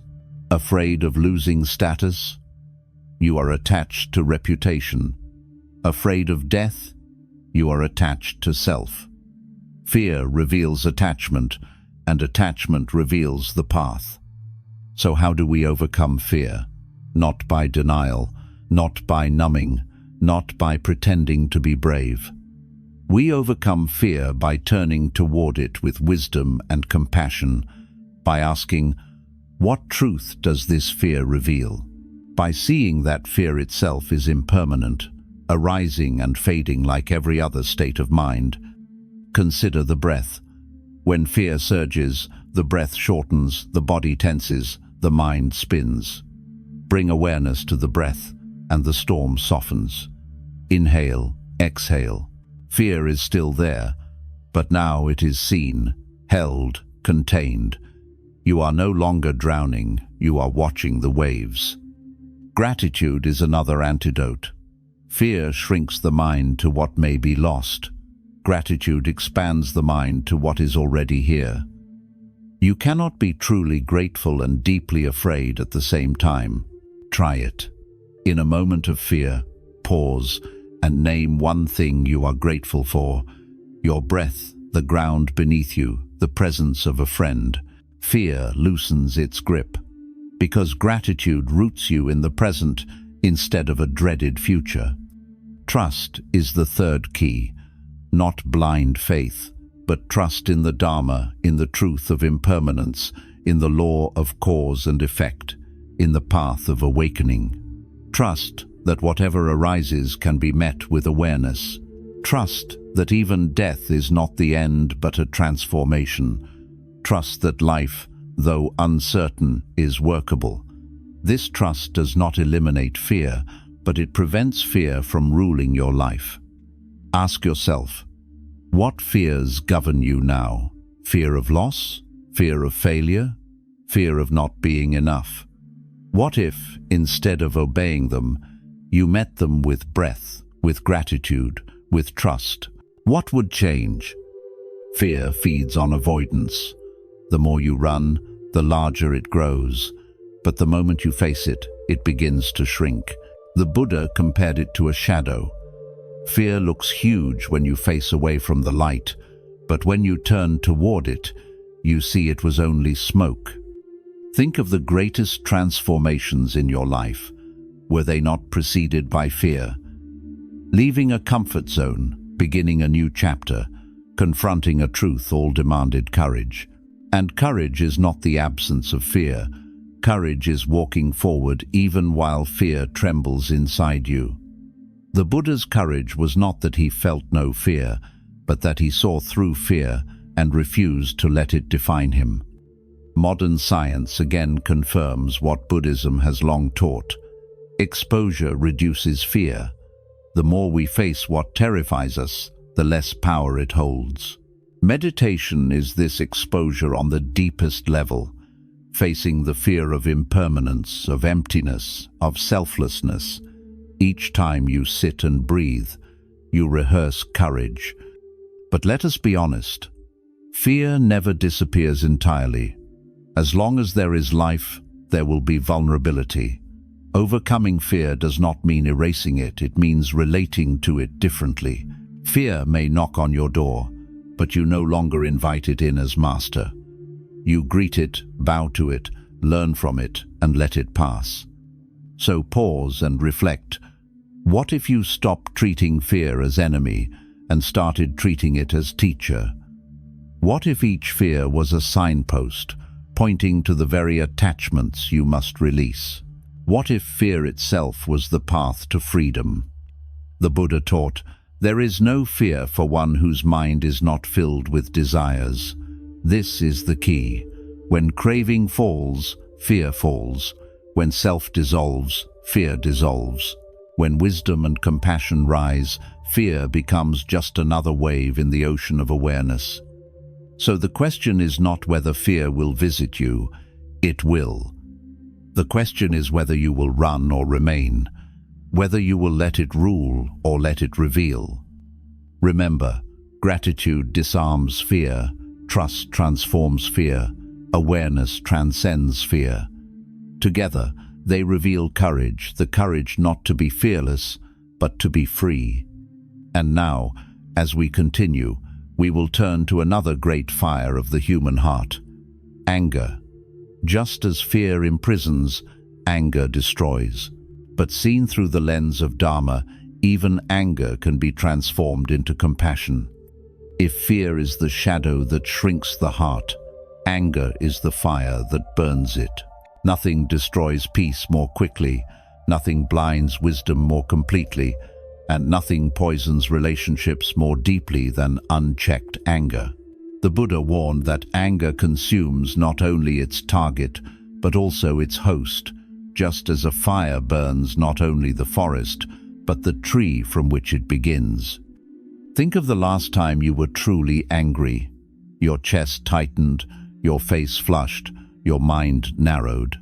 In that moment, reason collapsed. The mind was hijacked. You said or did things you later regretted. This is anger's nature. It promises strength but delivers weakness. It promises justice but delivers destruction. But let us be honest. Anger feels powerful. It surges like a storm, flooding the body with adrenaline. It whispers, "This is strength. This is control. This will protect you." But anger lies. It is not strength. It is slavery to impulse. True strength is mastery over anger, not surrender to it. The Buddha compared anger to holding a burning coal with the intention of throwing it at another. Who gets burned first? You. Neuroscience confirms this. Chronic anger damages the heart, weakens the immune system, shortens life. Spiritually, anger burns merit, erases patience, blinds compassion. And yet, the Buddha did not say, suppress anger, pretend it does not exist. Suppression only buries fire underground, where it smolders until it erupts even more violently. The teaching is not suppression, but transformation. Anger must be met, seen, and turned into something higher. How? Through mindfulness and loving kindness. Mindfulness is the first step. When anger arises, pause and notice. This is anger. Label it. See it. Do not merge with it. The moment you recognize anger as a mental state and not your identity, space opens. You are no longer the storm. You are the sky watching the storm. The second step is understanding. Ask, what is fueling this anger? Beneath most anger is hurt, fear, or unmet expectation. A harsh word wounds your pride. An injustice offends your sense of fairness. A loss triggers your fear of impermanence. When you look beneath anger, you find vulnerability. This recognition softens the heart. The third step is compassion. Not easy, but necessary. The Buddha taught, hatred never ceases by hatred. Hatred only ceases by love. To respond to anger with anger multiplies fire. To respond with compassion ends the cycle. Imagine someone lashes out at you. Instead of seeing only the aggression, ask, what suffering drives this? Anger is often the cry of a wounded heart. Compassion does not excuse harm, but it transforms your response from retaliation to understanding. Think of water. Fire cannot be fought with more fire, it must be cooled. Compassion is water. Loving kindness, metta, is water. Practiced daily, it becomes your default response. Instead of fueling anger, you cool it. Instead of burning bridges, you build them. Thich Nhat Hanh offered a simple but profound practice. When anger arises, hold it like a crying baby. Do not throw it away. Do not beat it down. Hold it gently, breathe with it, comfort it. Over time, the fire calms. This is not weakness. This is the highest strength, transforming poison into medicine. Pause and reflect. How many times has anger hurt you more than it hurt others? How many relationships fractured? How many words you wish to take back? How many nights lost to resentment? What if, in those moments, you had paused, breathed, and chosen compassion instead? Modern life encourages anger. Outrage sells. Media thrives on clicks fueled by fury. Politics thrives on division. Social media amplifies conflict, rewarding the loudest, harshest voices. Who benefits when you are angry? Corporations that profit from your reactivity.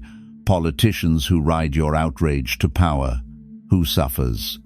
You, your family, your peace. But anger can be transformed into energy for justice when guided by wisdom and compassion. The Buddha did not say, ignore injustice. He said, meet it without hatred. This is the difference between destructive anger and compassionate action. One burns, the other heals. Think of great leaders, Gandhi, Martin Luther King Jr., the Dalai Lama. They faced immense injustice, but their power came not from anger, but from compassion. They refused to replicate the violence they opposed.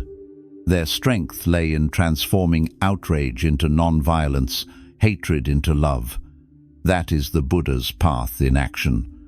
So what can you do? Practice loving-kindness meditation. Begin with yourself. May I be safe. May I be peaceful. May I be free. Then extend to loved ones, then to strangers, then to those you dislike, even those who hurt you. At first it feels impossible, but with repetition, the heart softens, the fire weakens, compassion grows. This is not sentimental, it is practical. Imagine living with less anger. Your health improves, your relationships deepen, your mind clears, your heart opens. This is liberation, not the absence of challenge, but the absence of chains. The Buddha once said, "Conquer anger by love, evil by good, the miser by generosity, the liar by truth." This is not poetry, it is instruction. Each moment of anger is a chance to practice this conquest. So pause and reflect. What anger do you still carry? Against whom? Against what? How long have you allowed it to burn you? What would happen if you cooled it, not with suppression, but with compassion? Remember this, anger is natural, but to live enslaved by it is suffering. Transformation is possible. You can hold the fire without being burned. You can turn it into warmth, into light, into strength.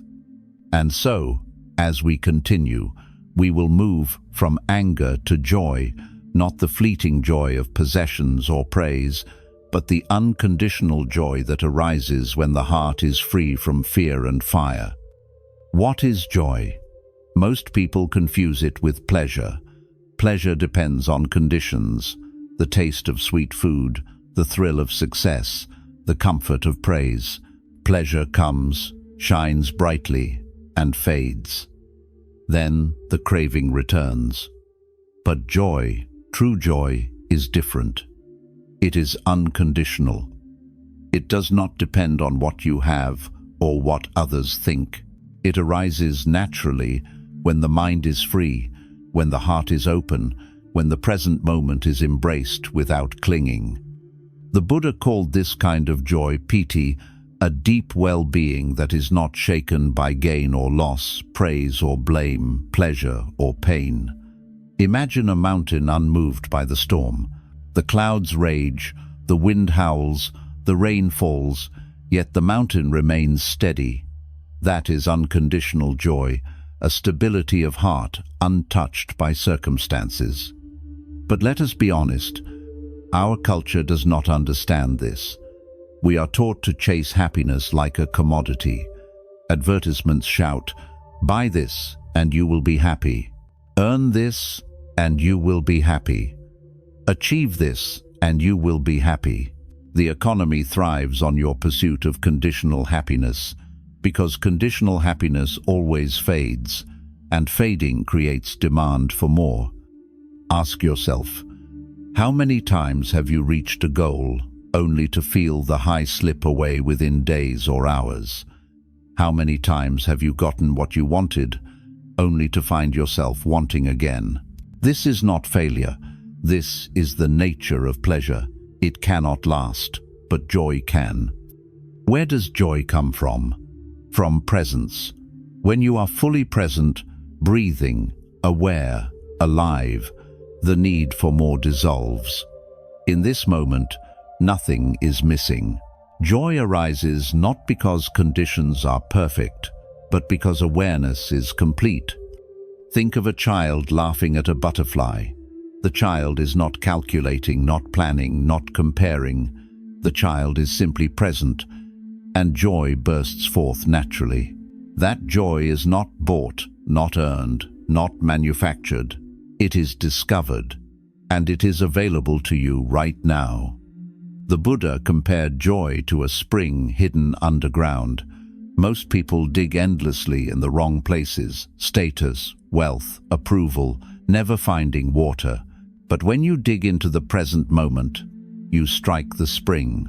Joy flows, unbidden, unconditional. This does not mean ignoring pain. True joy does not deny suffering, it coexists with it.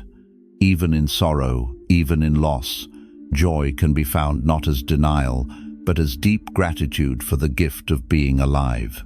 A tear and a smile can sit together on the same face. This is the paradox of awakening, the heart large enough to hold both suffering and joy without contradiction. Modern science again confirms what Buddhism has long taught. Practices like mindfulness and gratitude increase baseline happiness, not because they change conditions, but because they change perception. Joy is not about what happens to you, It is about how you meet what happens. So how do we cultivate unconditional joy? First, through mindfulness. When you are fully present, joy arises naturally. Try eating a piece of fruit with full attention. Notice the colors, the texture, the taste. Suddenly, what was ordinary becomes extraordinary. Joy was hidden in the apple all along, it only needed your attention to appear. Second, through gratitude. Fear focuses on what may be lost. Craving focuses on what is missing. Gratitude focuses on what is here. The more you practice gratitude, the more joy flows. Not because life becomes perfect, but because your heart becomes receptive. Third, through generosity. When you give freely time, kindness, resources, you taste a joy deeper than any you can buy. The Buddha said, "If you knew the power of giving, you would not let a single meal pass without sharing." Joy multiplies when shared. But the deepest source of joy is release. Release from clinging, from ego, from illusion. Each time you let go, space opens and joy flows in. Have you ever felt the relief of dropping a heavy burden you carried too long? That relief is a taste of joy. Imagine living like that every day, light, unburdened, free. Pause and reflect. What conditions have you set for your happiness? I will be happy when I succeed. I will be happy when I am loved. I will be happy when I am secure. These are chains. What if you drop them? What if you allowed yourself to be happy now, not because everything is perfect, but because you are alive, breathing, aware? This is the essence of unconditional joy. It is not about controlling life, but embracing it. Not about possessing more, but needing less. Not about escaping suffering, but growing larger than suffering. Who benefits when you chase conditional happiness? Markets, media, systems that thrive on your dissatisfaction. Who benefits when you discover unconditional joy? You, your loved ones, your community. A joyful person spreads peace without trying. They shine, and others feel it.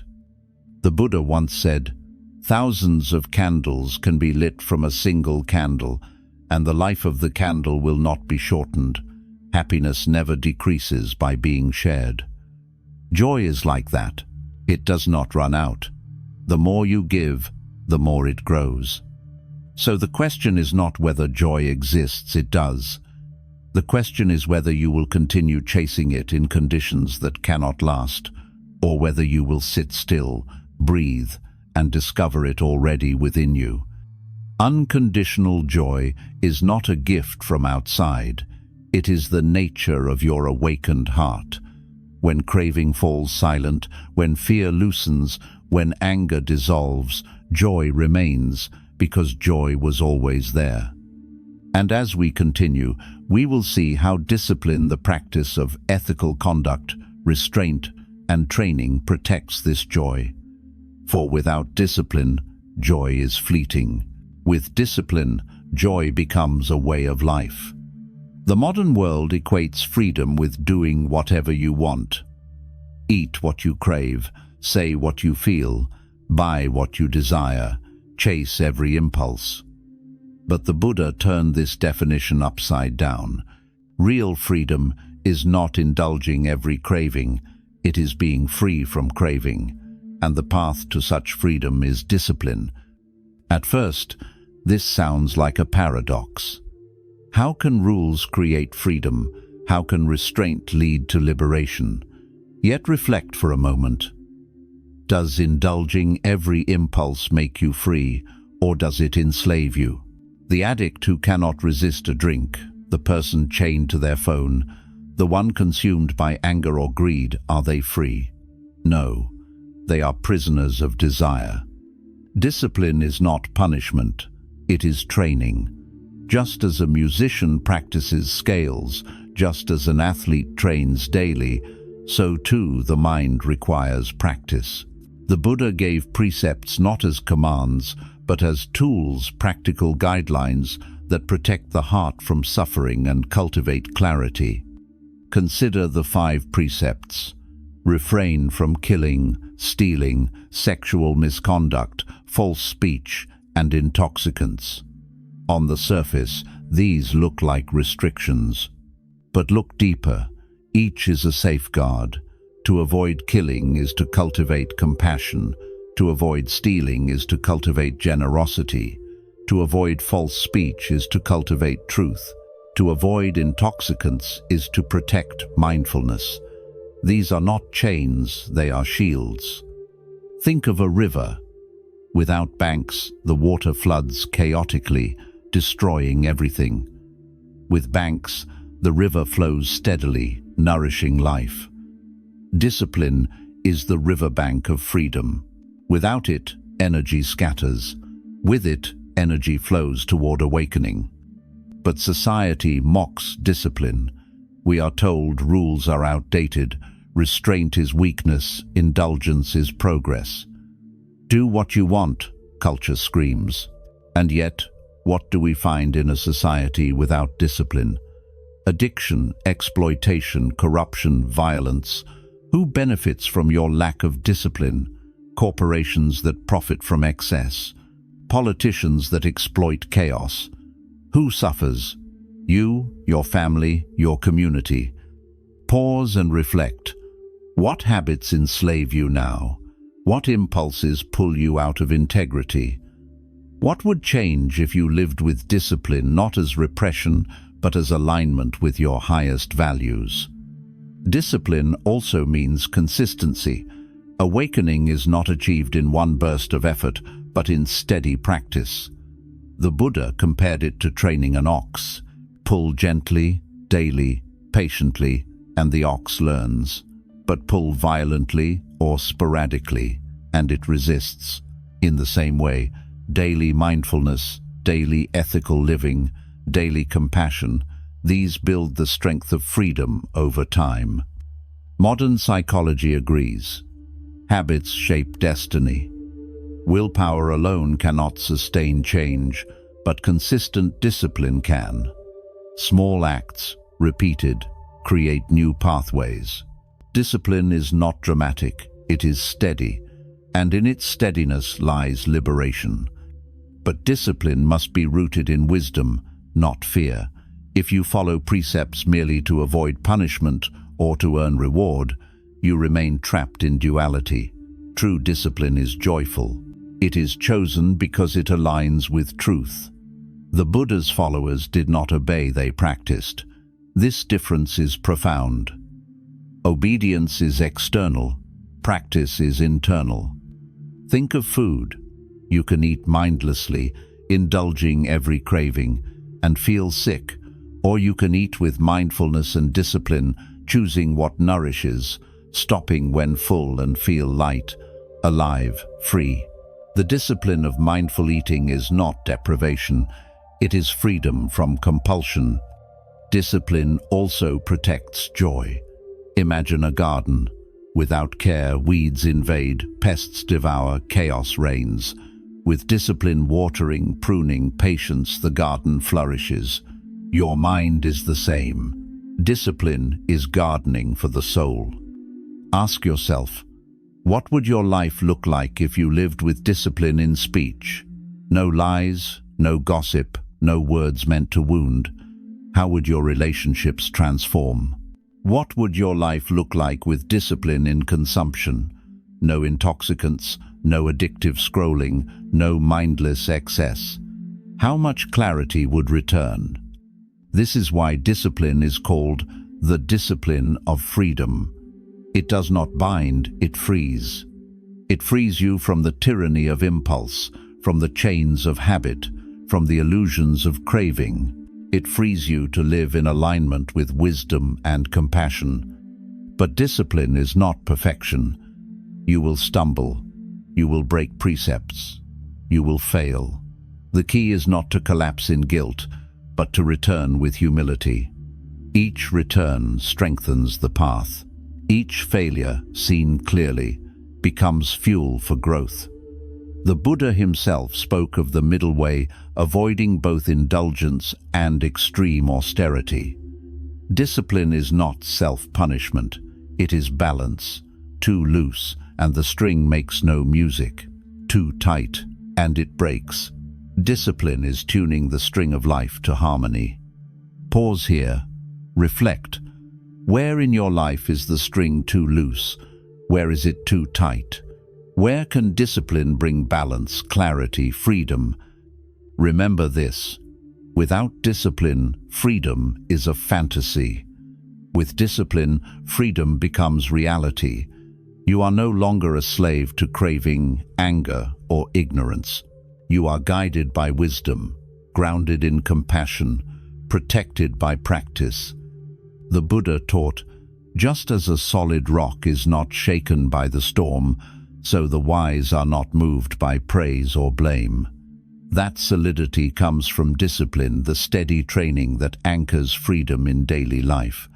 So the question is not whether you want freedom, you do. The question is, will you choose the discipline that makes freedom real?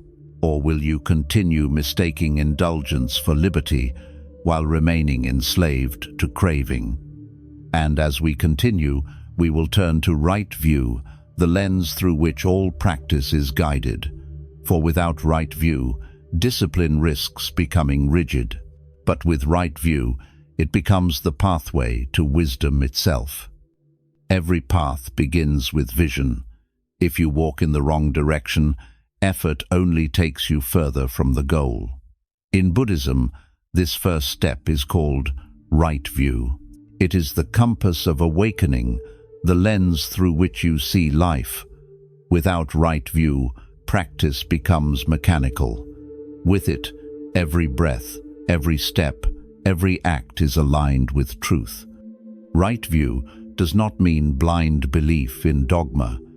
It means seeing reality as it is, impermanent, unsatisfactory when clung to, and without a fixed self. It means recognizing cause and effect, that actions bear fruit, that suffering has roots, that liberation is possible. Right view is not about what you believe, it is about how you see. But seeing clearly is not easy. The mind is clouded by bias, by conditioning, by ignorance. This is why right view requires inquiry, an unflinching willingness to ask, is this really true? The Buddha himself modeled this.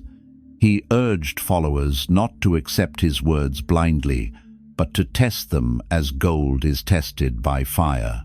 In the Kalama Sutta, he told villagers, do not believe in something because it is tradition or scripture or taught by elders or even spoken by me.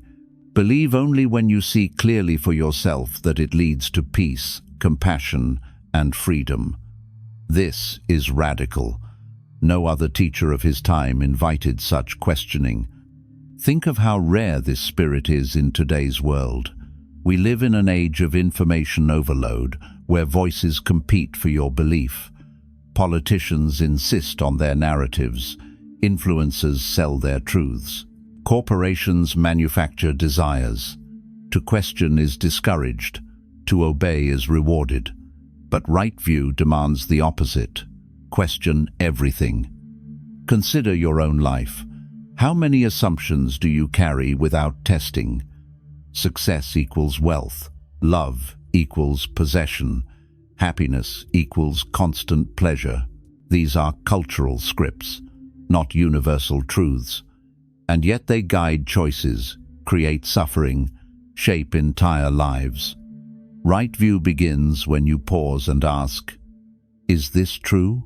Does this belief bring peace, or does it bring craving and fear?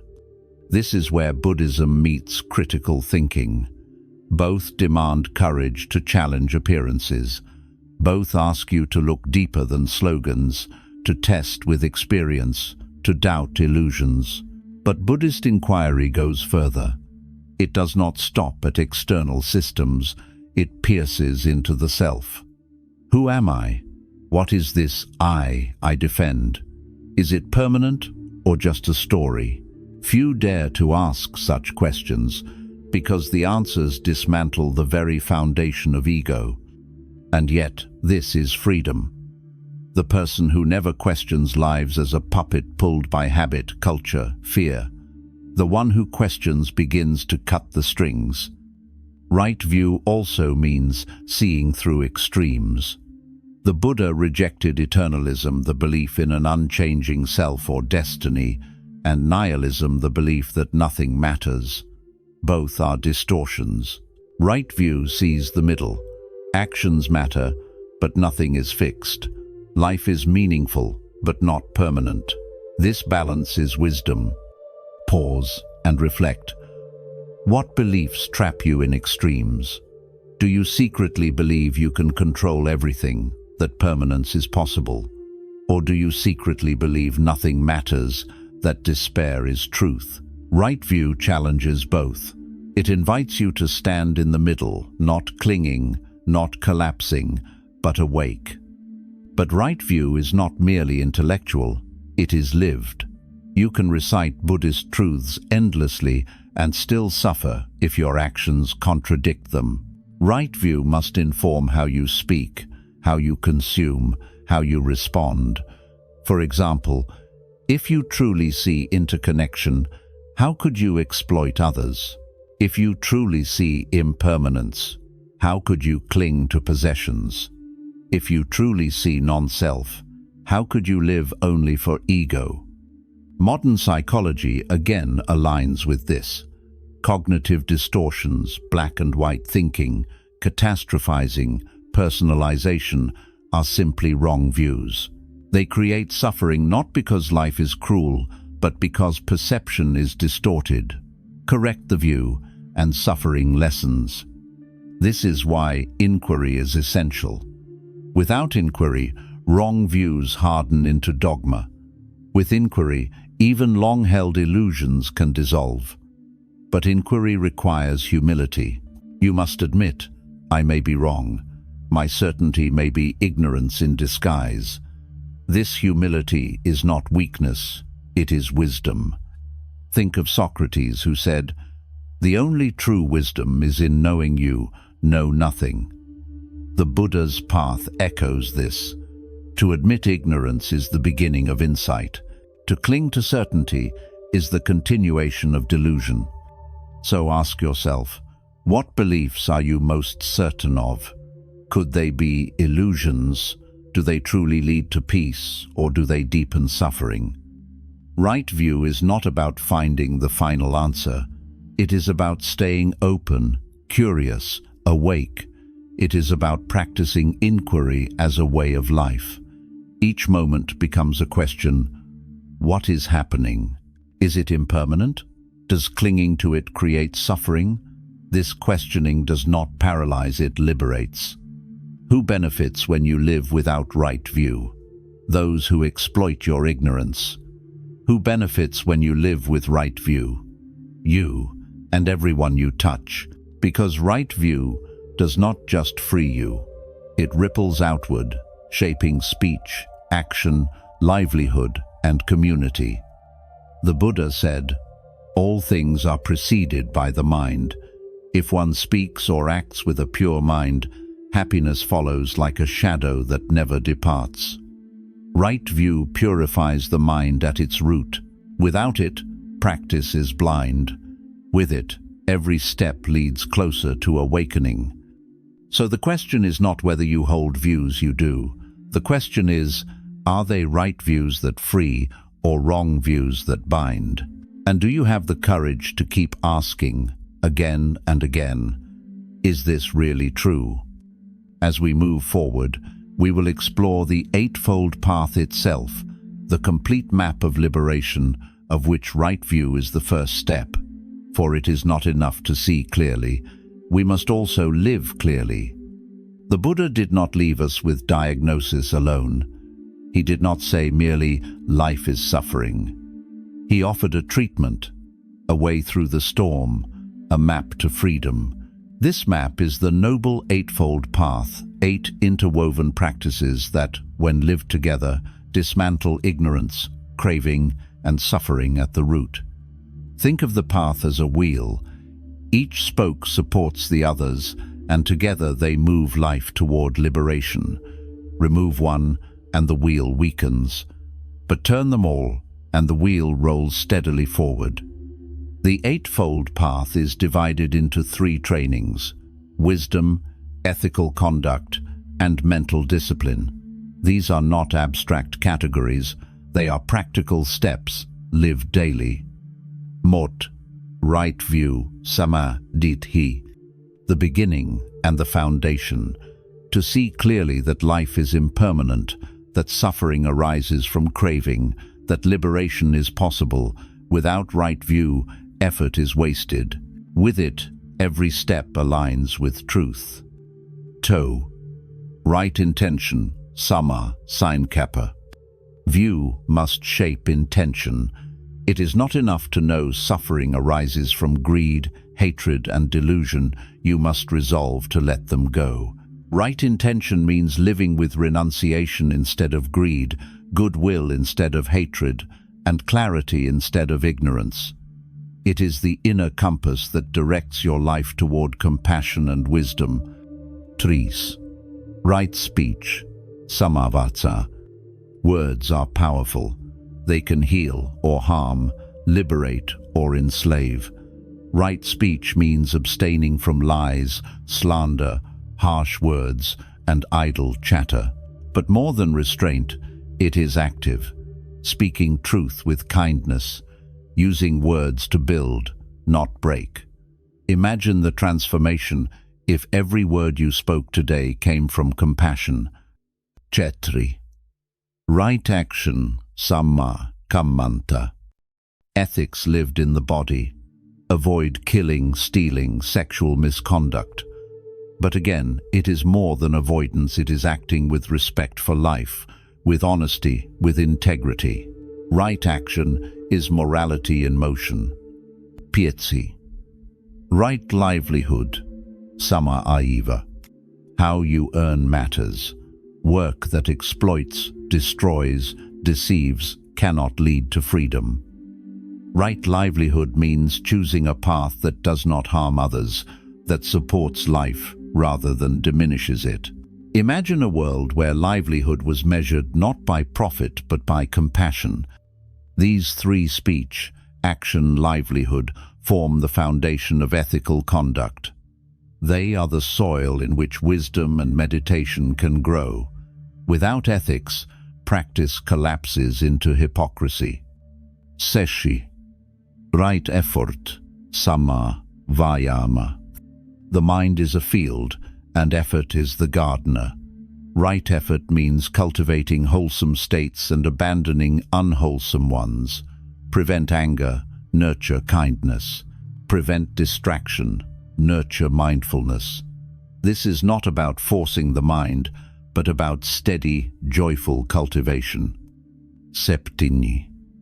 Right mindfulness, sama sati. The heart of practice, to be present in body, feelings, mind, and phenomena, to notice without judgment, to see impermanence directly. Mindfulness is the bridge between wisdom and discipline. It turns every moment into practice. Astoni. Right concentration, sama samadhi. The deep stillness of meditation, where the scattered mind gathers like light into a laser. In concentration, the monkey calms, the fog clears, and insight arises. It is not escape, but clarity, not suppression, but stability. Together, these 8 form the complete path, not steps taken one after the other, but dimensions of a single practice, each reinforcing the others. Pause and reflect. Which spokes of this wheel are you living now? Which are weak? Perhaps you practice mindfulness but neglect speech. Perhaps you live ethically but lack concentration. The path invites balance, wholeness, integration. The Eightfold Path is revolutionary because it is universal. It does not depend on belief in gods, rituals, or supernatural powers. It is grounded in human experience, in cause and effect. Any one king or beggar, believer or skeptic can walk it. But let us be honest, the path is demanding. It asks for more than comfort. It asks for honesty, restraint, effort, practice. It asks you to question habits, to challenge ego, to live differently in a world that thrives on wrong view, wrong speech, wrong livelihood. Who benefits when you ignore the path? Systems of greed and exploitation. Who benefits when you walk it? Everyone you touch. Modern life fragments us. We think of work, family, ethics, spirituality as separate. The Eightfold Path reunites them. Your words, your job, your mind, your relationships, all part of the same journey. Awakening is not found in a monastery alone.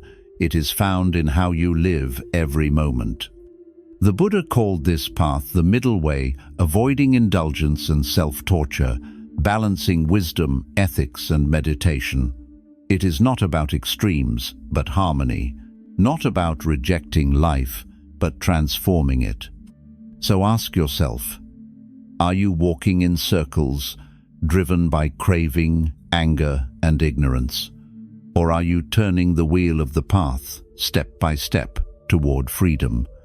The Eightfold Path is not a promise of instant bliss. It is a map, and a map is useless unless you walk it. The question is not whether the path exists, it does. The question is, will you take the first step, and the next, and the next? As we move forward, we will explore silence not as emptiness, but as a powerful force that grounds the path itself. For silence, when practiced deeply, becomes the soil where wisdom and compassion take root. Noise surrounds us. Cities hum with traffic, conversations, machines. Phones buzz with messages, alerts, endless streams of words and images. Even when the world outside is quiet, the world inside is loud, thoughts colliding, emotions shouting, memories replaying, fears echoing. We live in an age of constant noise, and in that noise, we forget the profound power of silence. The Buddha often retreated into silence, not because he had nothing to say, but because silence is itself a teacher. In silence, truth becomes audible. In silence, the restless mind settles.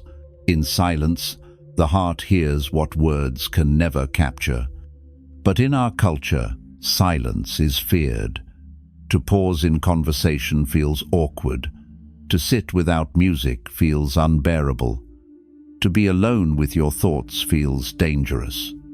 Why? Because silence reveals.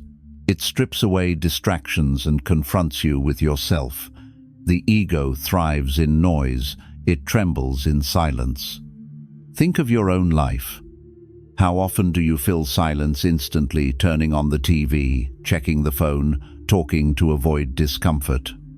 What are you afraid will surface if you sit in quiet? Pain, loneliness, doubt? Yet those very feelings are what silence is meant to reveal, so they can be understood and released. Silence is not emptiness, it is presence. It is not absence of sound, but the space in which sound appears. It is not void, but fullness alive, vibrant, awake. When you taste silence, you realize it is not frightening, it is nourishing. The Buddha taught noble silence, not merely refraining from speech, but refraining from unnecessary speech.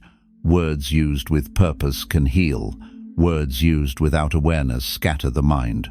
Silence disciplines the tongue and sharpens the mind.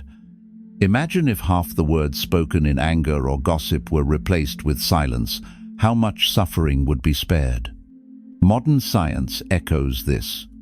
Studies show that silence lowers stress, stimulates brain growth, strengthens focus.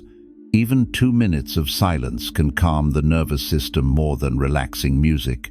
Silence is medicine. overlooked but essential. But silence is more than relaxation, it is revolution. In silence, you step out of society's programming. The world tells you who to be, what to buy, how to think.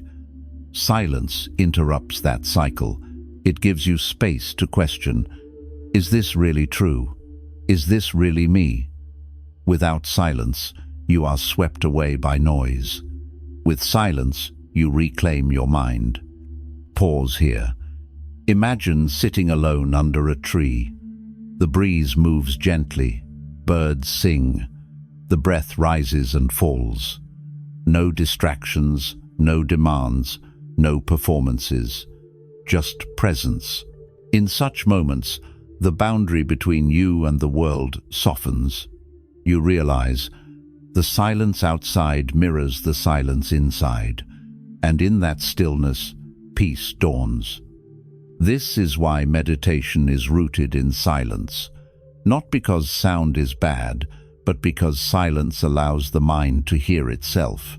When you sit quietly, the first thing you notice is noise thoughts, emotions, cravings. But as you remain, the noise slows, softens, clears. Beneath it all is a silence deeper than absence, the silence of awareness itself. The Buddha once said, "Better than 1,000 hollow words is one word that brings peace." Silence is the ground where such words are born. Without silence, speech is noise. With silence, words carry power. But do not mistake silence for passivity. Silence is active. It is listening. It is restraint. It is discipline. In silence, you learn to respond instead of react, to hear instead of interrupt, to act from clarity instead of impulse. Who benefits when you live without silence? Corporations that profit from your distraction, politicians who manipulate your outrage, platforms that thrive on your addiction to noise. Who benefits when you reclaim silence?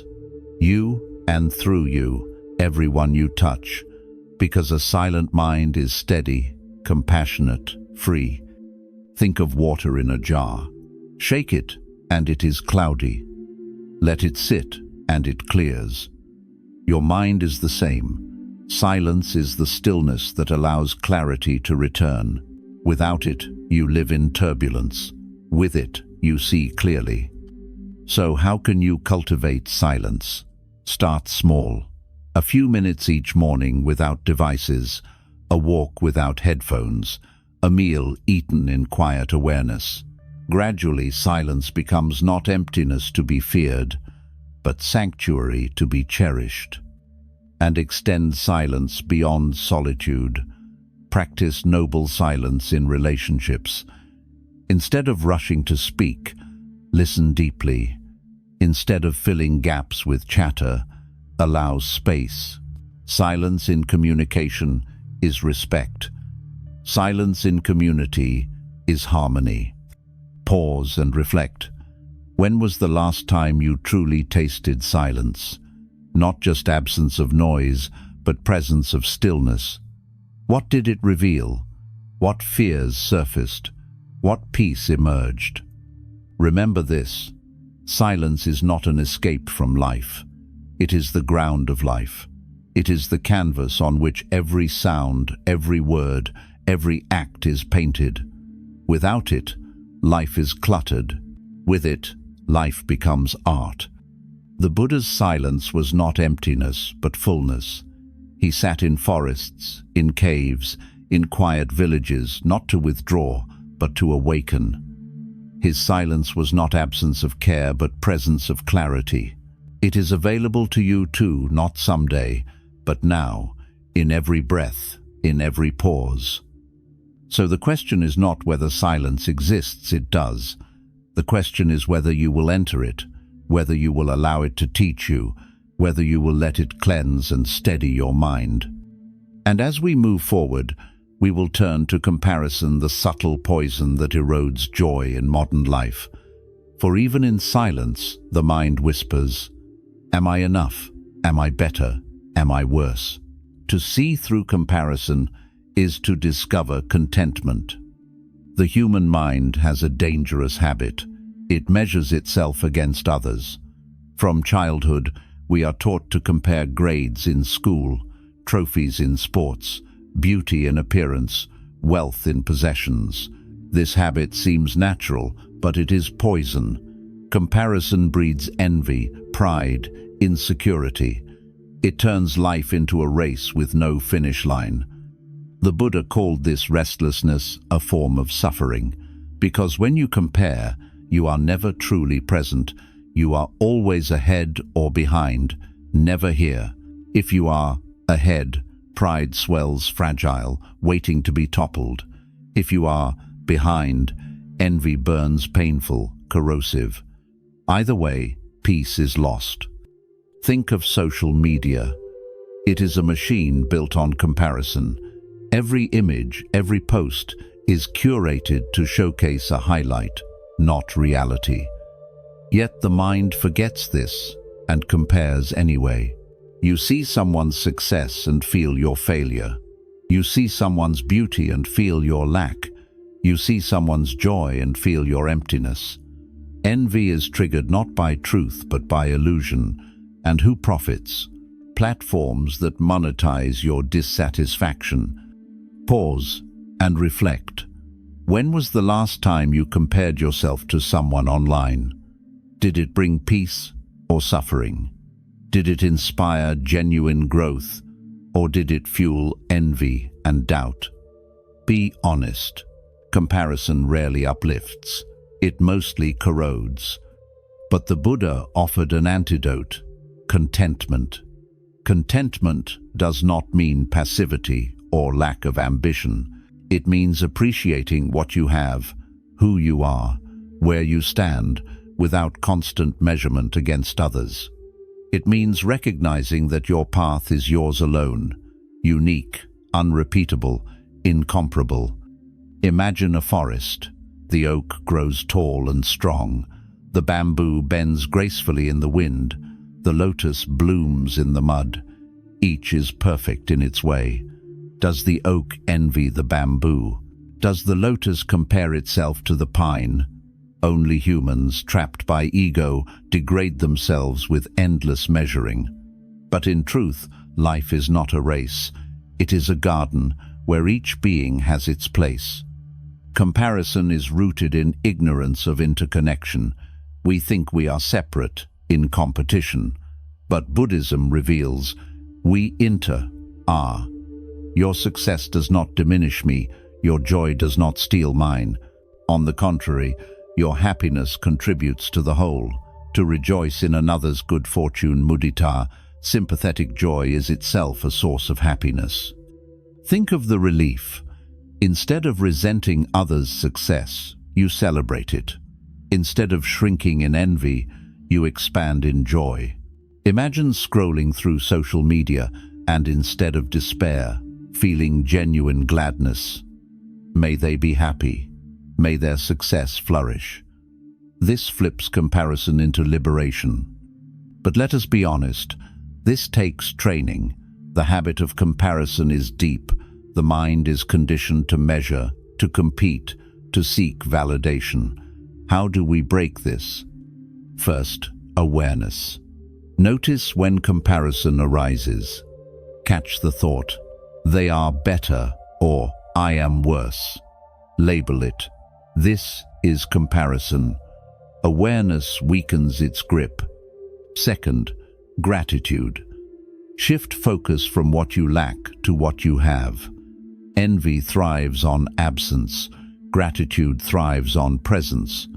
Each time envy arises, name one thing you are grateful for. This simple act disarms comparison. Third, practice mudita. Deliberately rejoice in others' joy. Start small with friends, with loved ones, then expand to strangers. Eventually, even to those you dislike. Each act of rejoicing plants seeds of freedom. Fourth, remember impermanence. The beauty, wealth, success you envy, they too will pass. Why cling? Why resent? When you see the fleeting nature of all conditions, comparison loses its sting. Ask yourself, what comparisons enslave you now? Who do you measure yourself against? What if you stopped? What if you accepted that your path is yours alone, incomparable by design? Modern psychology confirms what the Buddha taught. Studies show that upward comparison increases depression and anxiety, while contentment and gratitude increase well-being. Your happiness is not determined by how much you have, but by how you relate to what you have. Who benefits when you live trapped in comparison? Corporations that profit from your insecurity, politicians that exploit your envy, platforms that keep you scrolling. Who benefits when you escape comparison?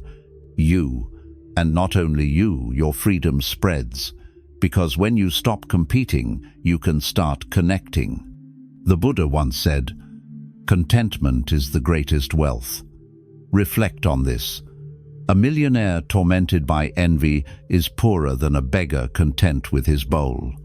True wealth is not in possessions, but in peace. This does not mean you abandon growth, it means you redefine it. Instead of competing with others, you grow in compassion, wisdom, kindness. Instead of racing, you walk steadily. Instead of chasing what others have, you cultivate what only you can give. Pause and reflect. What would your life look like if you measured less and lived more? If you replaced envy with gratitude, pride with humility, comparison with compassion? This is not fantasy. It is practice. The Buddha taught the four immeasurables: loving, kindness, compassion, joy, equanimity. Joy in others' happiness, mudita, is perhaps the most radical in a competitive world. To rejoice instead of resent is to step off the treadmill of comparison. It is to declare, "I will not let envy steal my peace." So the question is not whether others will succeed, you know they will. The question is whether their success will poison you with envy or nourish you with joy. The choice is yours. As we move forward, we will see how living with a higher purpose beyond self, beyond comparison, gives direction and meaning to life. For once you stop measuring against others, you can finally walk your own path with clarity. Once comparison falls away, a new question emerges. If I am not here to compete, then what am I here for? This is the question of purpose, the why, that gives life direction. Without purpose, even comfort feels empty. With purpose, even hardship feels meaningful. The Buddha taught that life without a higher aim drifts like a boat without a rudder. Pleasure may distract for a while, achievement may satisfy briefly, but eventually the question returns, why? For what? If the answer is only for myself, the joy fades. Self-centered goals collapse under the weight of impermanence. Purpose, in the Buddhist path, is never merely personal. It expands beyond the ego into service. The highest purpose is the bodhicattva vow, to awaken not just for your own liberation, but for the liberation of all beings. To live with the intention, may my practice ease the suffering of the world. At first, this seems impossible. How can one person save all beings? But the vow is not about completion, it is about direction. Just as a compass points north, even if you never reach the pole, the bodhisattva vow points the heart toward compassion, ensuring your life does not shrink into selfishness. Pause and reflect. What would change if your purpose was not merely to succeed, but to serve? Not merely to collect, but to give? Not merely to escape suffering, but to help others awaken from it too? Modern psychology echoes this truth. Studies show that people with purpose live longer, recover faster, suffer less from depression. Why? Because purpose transforms suffering into meaning. A soldier endures hardship for the sake of country. A parent sacrifices sleep for the sake of a child. The hardship remains, but the why makes it bearable. Viktor Frankl, survivor of the Holocaust, wrote, "He who has a why to live can bear almost any how." The Buddha would agree. Purpose also protects against despair.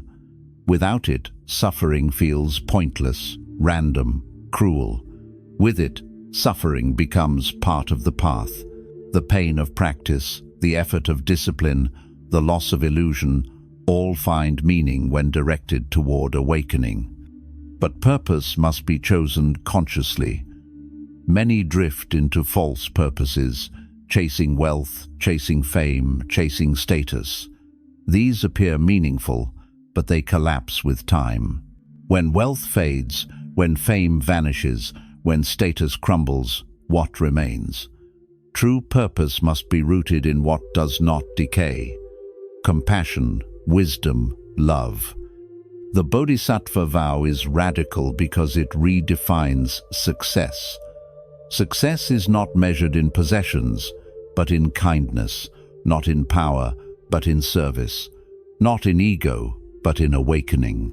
Imagine a world where this was the metric, where leaders were chosen for compassion, where value was measured in love, where greatness was defined by service. That world begins with you. Ask yourself, what is your purpose? Do you live merely to survive, or to awaken, to collect, or to contribute, to compete, or to serve? This is not a small question. It is the foundation of your path. Living with higher purpose also brings joy. When your life serves others, your heart expands.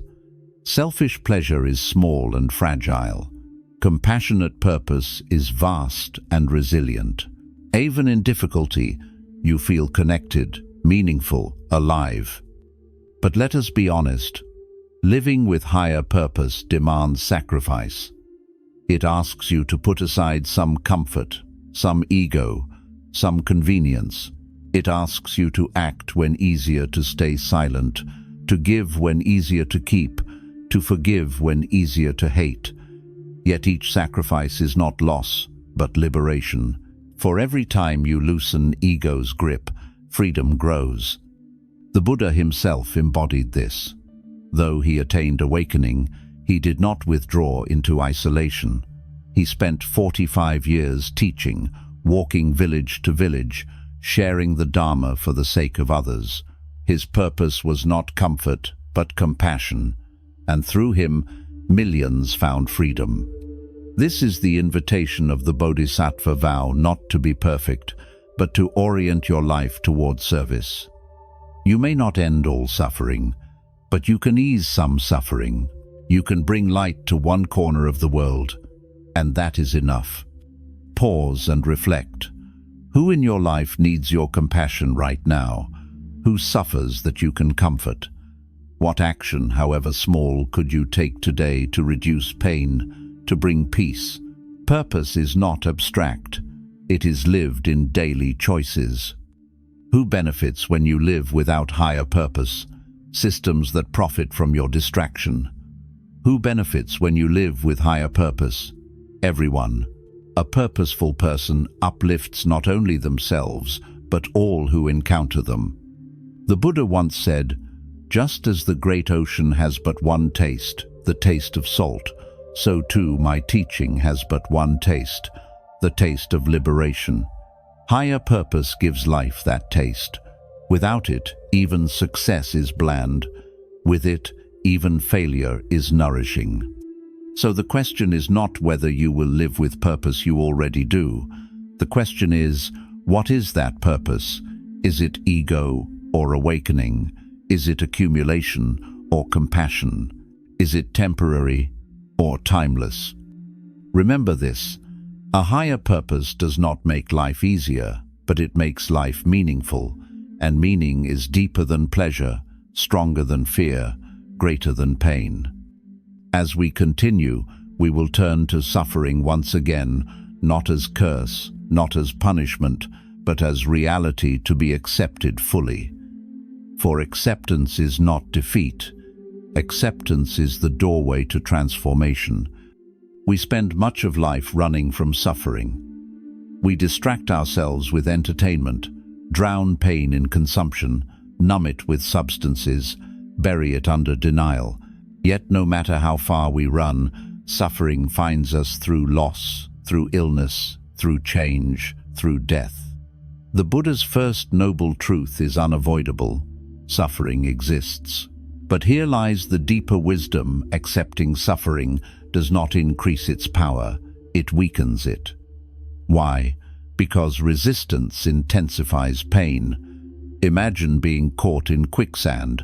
The more you struggle, the deeper you sink. The more you fight suffering, the more it consumes you. Acceptance is not resignation, it is clarity. It is saying, "This is here, I see it. I will not waste energy denying it." In that moment, you stop sinking. You begin to stand on solid ground.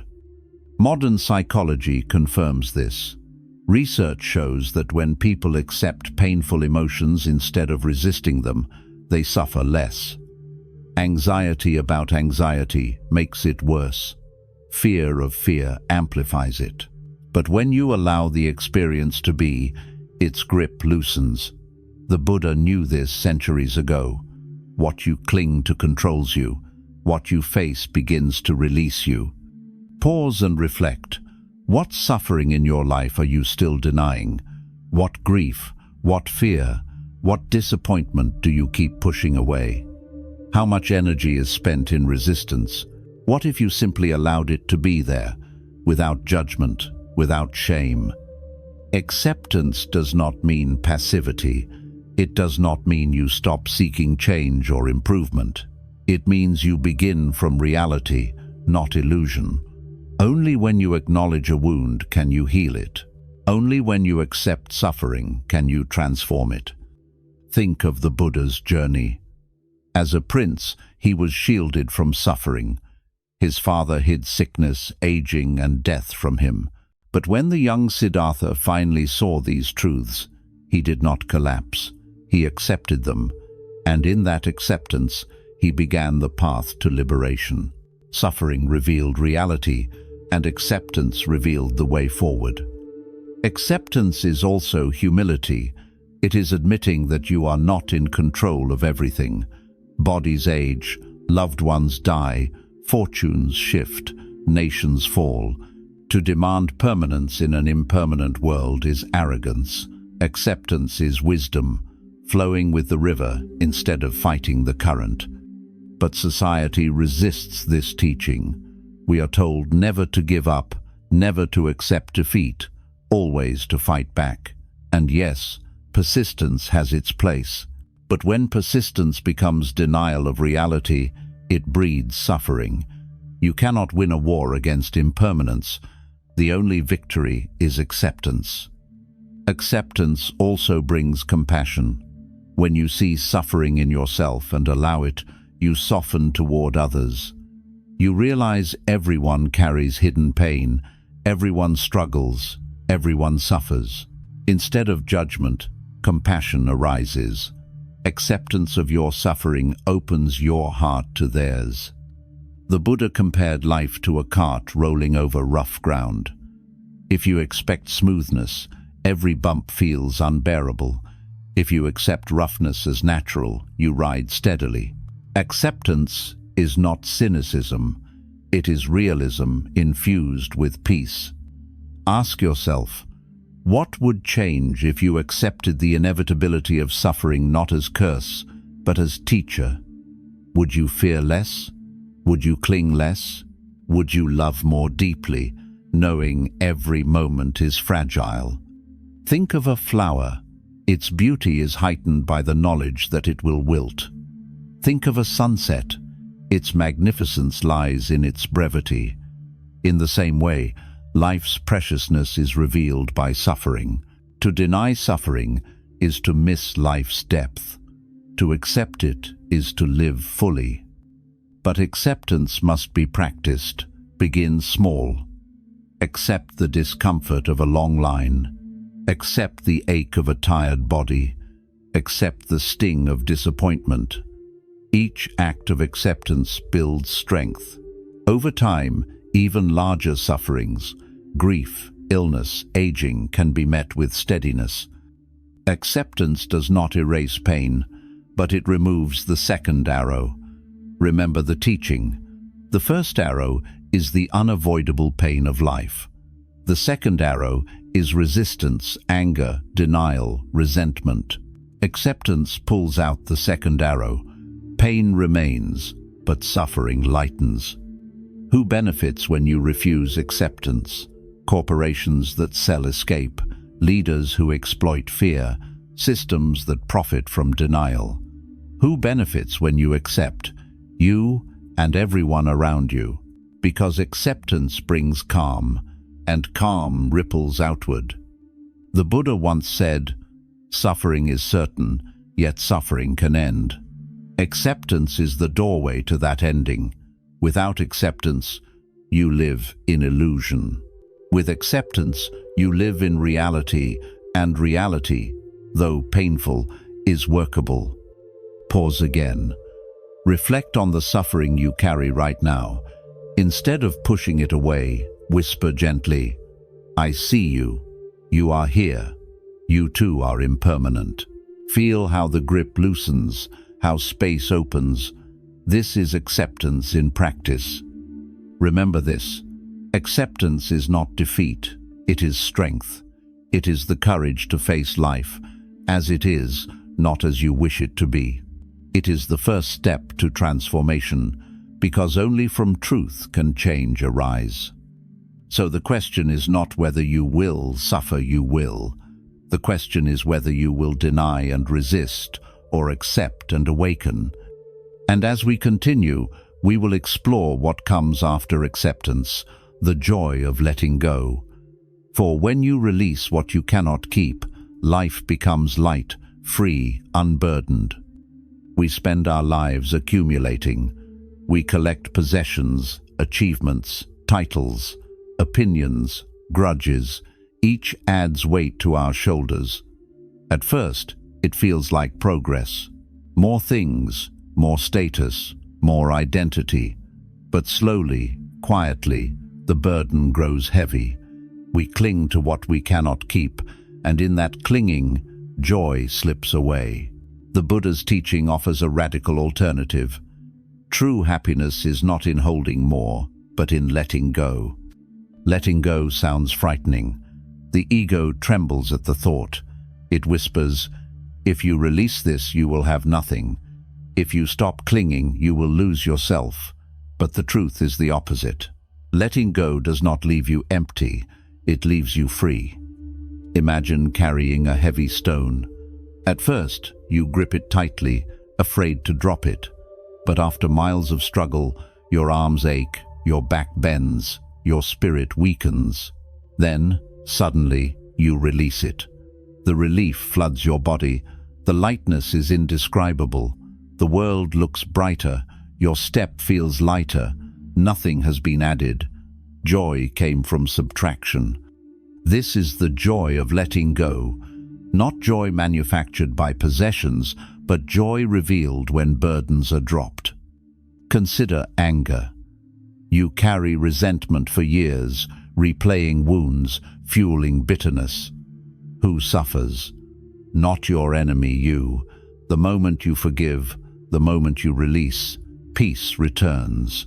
The burden falls, and joy arises. Consider possessions. You hoard, you protect, you fear loss. Each item becomes another chain. But when you simplify, when you give away, when you stop defining yourself by what you own, you feel lighter, freer. Joy arises not from owning everything, but from needing nothing. Consider identity. You cling to roles: parent, worker, leader. You cling to labels: successful, attractive, important. But identities shift, roles fade, labels dissolve. To cling is to suffer. To release is to flow. You are not diminished, you are expanded. The Buddha, compared letting go to releasing a raft. When you cross a river, the raft is essential. But once you reach the shore, to carry it on your back is foolish. Teachings, beliefs, even practices when clung to become burdens. Letting go means using what helps and releasing what no longer serves. Pause and reflect. What stones are you carrying? What grudges, what possessions, what identities weigh you down? What would happen if you released them not recklessly, but consciously, with wisdom? Modern science echoes this wisdom. Studies show that materialism correlates with lower happiness, while generosity and simplicity increase well-being. Letting go, whether of things or resentments, reduces stress, increases joy, deepens relationships. The ancient teaching is confirmed, freedom is subtraction. But letting go does not mean neglect. It does not mean abandoning responsibility or love. On the contrary, it allows love to flourish. When you cling, you suffocate. When you let go, you breathe. Imagine holding a butterfly. Grip tightly and you crush it. Hold gently and it rests freely. Love is the same. Cling and you strangle. Release and love deepens. Who benefits when you cling? Corporations that sell security. Systems that profit from your fear of loss. Who benefits when you let go? You, your family, your community. Because a person unburdened by clinging radiates peace. The Buddha once said, "Just as a tree shaken by the wind loses its dry leaves, so too should you let go of greed and hatred." Notice the imagery. Letting go is natural. Trees release leaves. Rivers release water. Seasons release themselves into one another. Nature flows because it lets go. Why should you resist what the universe embodies? Letting go is also trust. Trust that life provides enough. Trust that impermanence is not loss but transformation. Trust that you are more than what you cling to. Without this trust, you live in fear. With it, you live in freedom. Practice letting go in small ways. Release an old possession. Forgive a small slight. Skip one craving. Each act creates space. Over time, the habit of release grows, and with it, the joy of lightness. Ask yourself, what would your life look like with fewer burdens, with fewer grudges, fewer possessions, fewer demands? Would you feel less secure or more alive? Remember this, joy is not hidden in adding more, it is revealed in needing less. The path to freedom is not accumulation, but release. And yet, letting go is not the final step. There is one attachment none can escape, death. To truly awaken, we must face the greatest letting go of all, the surrender of life itself. Death is the truth we all know, yet the truth we avoid most fiercely. We build empires, gather wealth, cultivate beauty, collect experiences, but all will vanish. Death is certain, the time uncertain, and yet most live as though they are immortal. This denial shapes our choices, our fears, our suffering. The Buddha taught, to awaken, we must face death, not morbidly, but courageously, because only in facing death can we truly live. Why do we fear death so much? Because we cling to the illusion of permanence. We believe the body will last, the self will endure, the story will continue. When cracks appear through aging, illness, loss, the illusion trembles and fear surges. But the Buddha's insight dismantles this. The self is not fixed, the body is impermanent, everything changes. Death is not an interruption of life, it is part of life. Pause and reflect. How much of your anxiety arises from fear of death? Fear of sickness, fear of aging, fear of loss, all are faces of the same truth. Beneath them lies the refusal to accept mortality. To face death is to cut through countless fears at once. Monks in the Buddha's time practiced maranasati, mindfulness of death. They would meditate in charnel grounds, watching bodies decay, not to horrify themselves, but to awaken. Each bone, each fading form, whispered the same lesson. This too will be me. This too will be you. By contemplating death, they shattered denial, and in that shattering, they found freedom. Modern culture hides death. Bodies are embalmed, grief is rushed, elders are isolated. We speak of passing away instead of dying, as though softer words soften reality. But denial does not protect, it imprisons. By refusing to face death, we remain enslaved by fear, clinging desperately to life and possessions that must slip away. Yet those who face death directly often live more fully. The terminally ill often report clarity, gratitude, urgency. Trivial worries dissolve. What matters becomes sharp. Love, kindness, presence. This is the gift of mortality.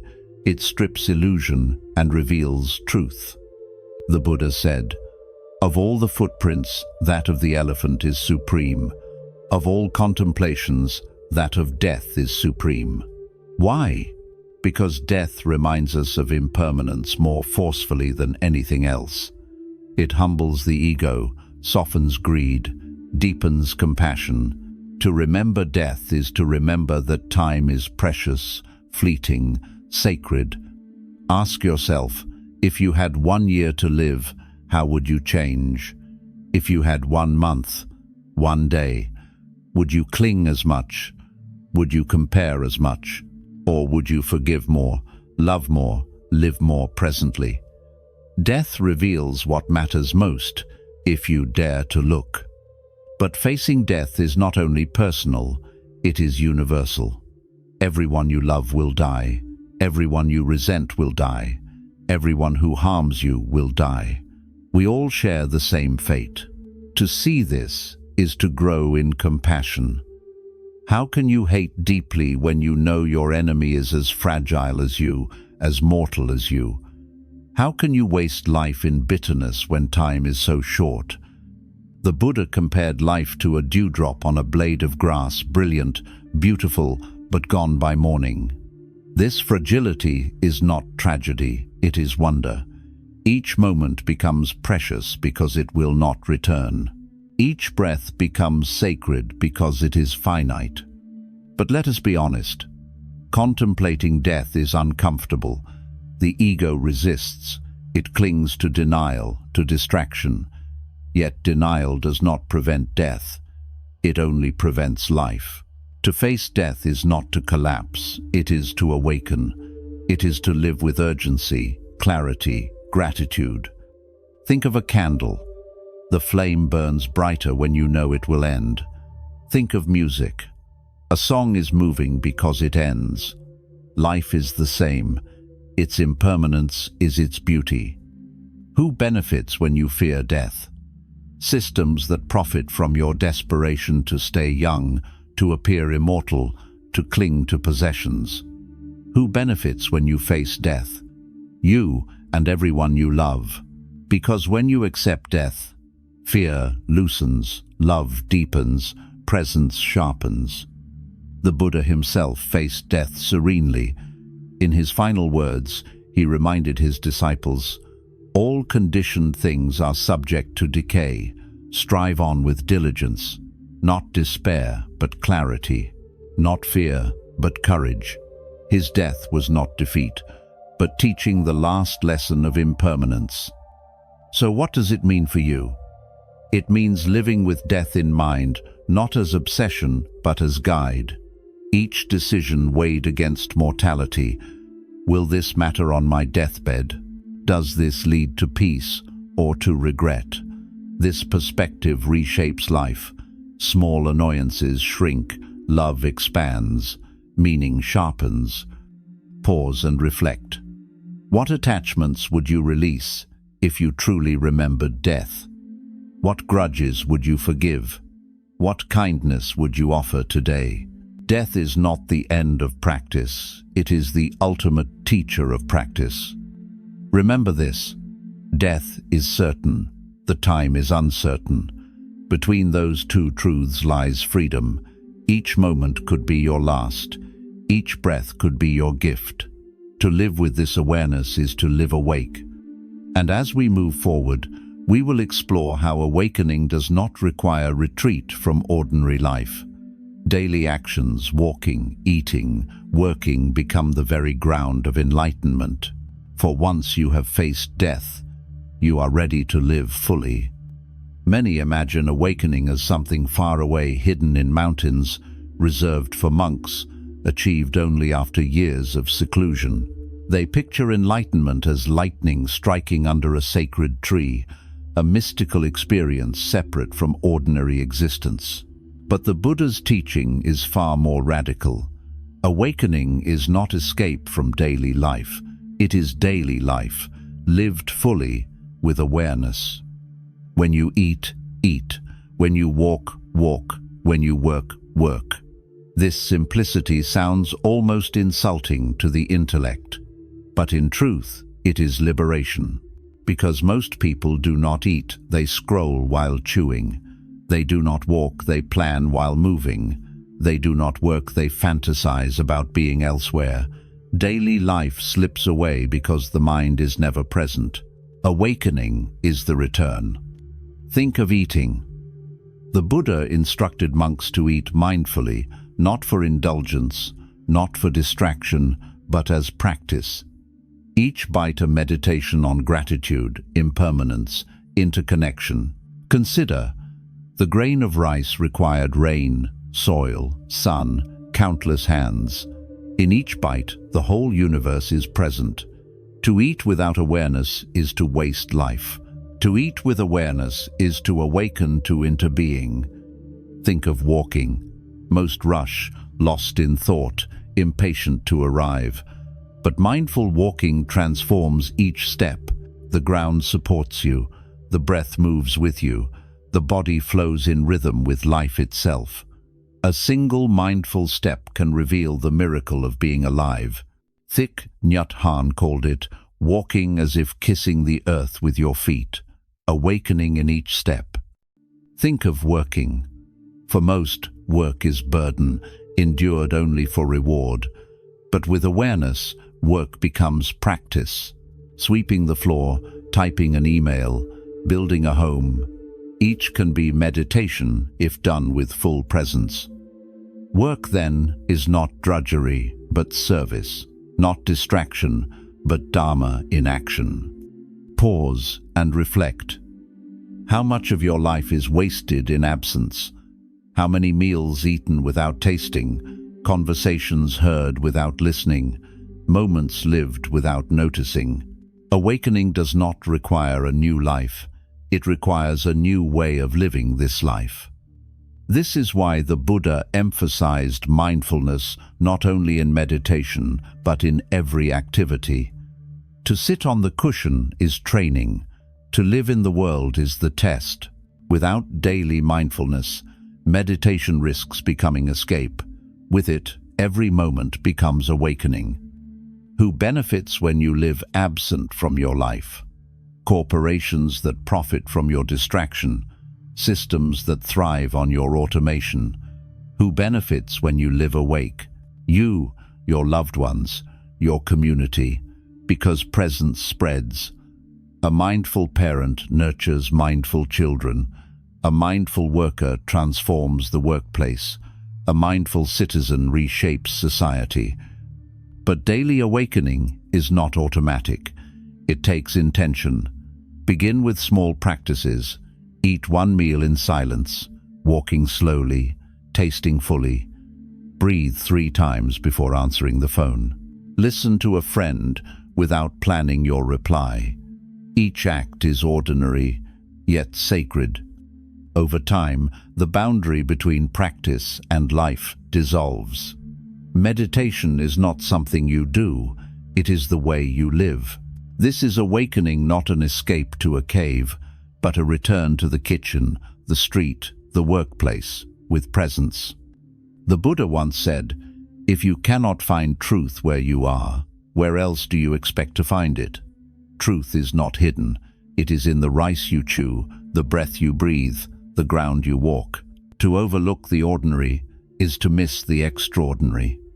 But let us be honest, the mind resists. It prefers fantasy, memory, distraction.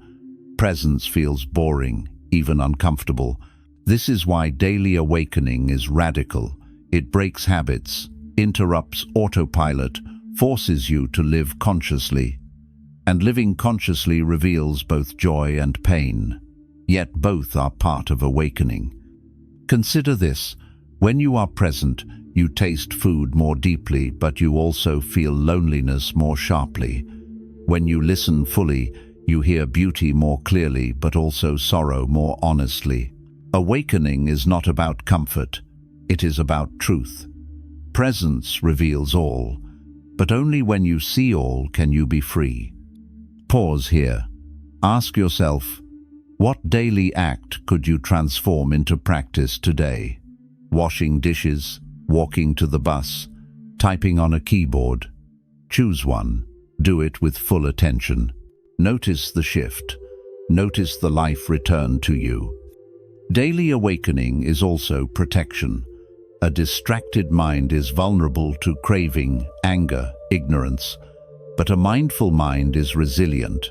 Each act of awareness strengthens discipline. Each moment of presence weakens illusion.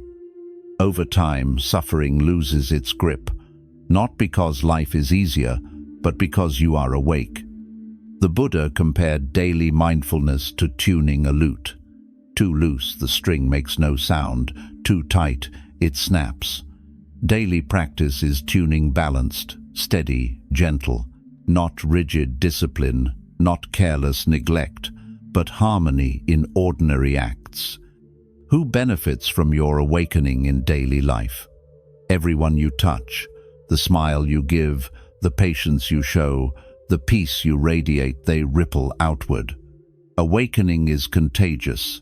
A single mindful act can shift the energy of a household, a workplace, a community. Remember this: enlightenment is not escape. It is intimacy with life. It is not somewhere else, someday later. It is here, now, in this breath, in this act, in this moment. So the question is not whether you can awaken in daily life. You can.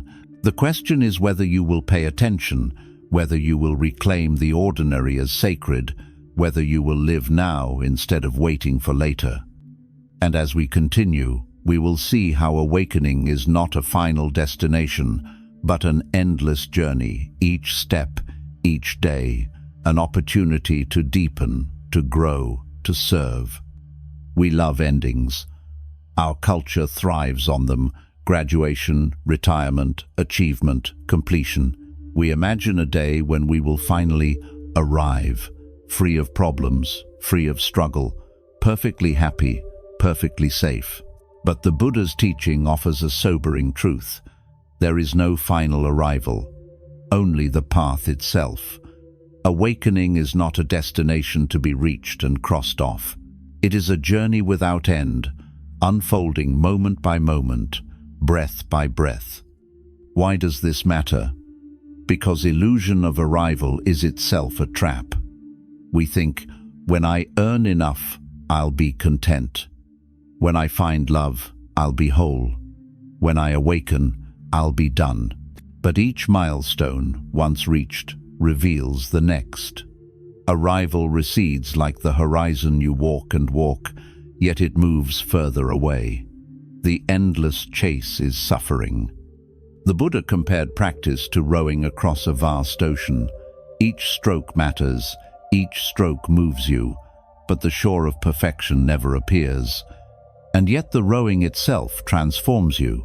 The point is not to arrive, but to live the journey fully, cultivating wisdom, compassion, presence with each stroke. Pause and reflect. How much of your life has been spent waiting to arrive?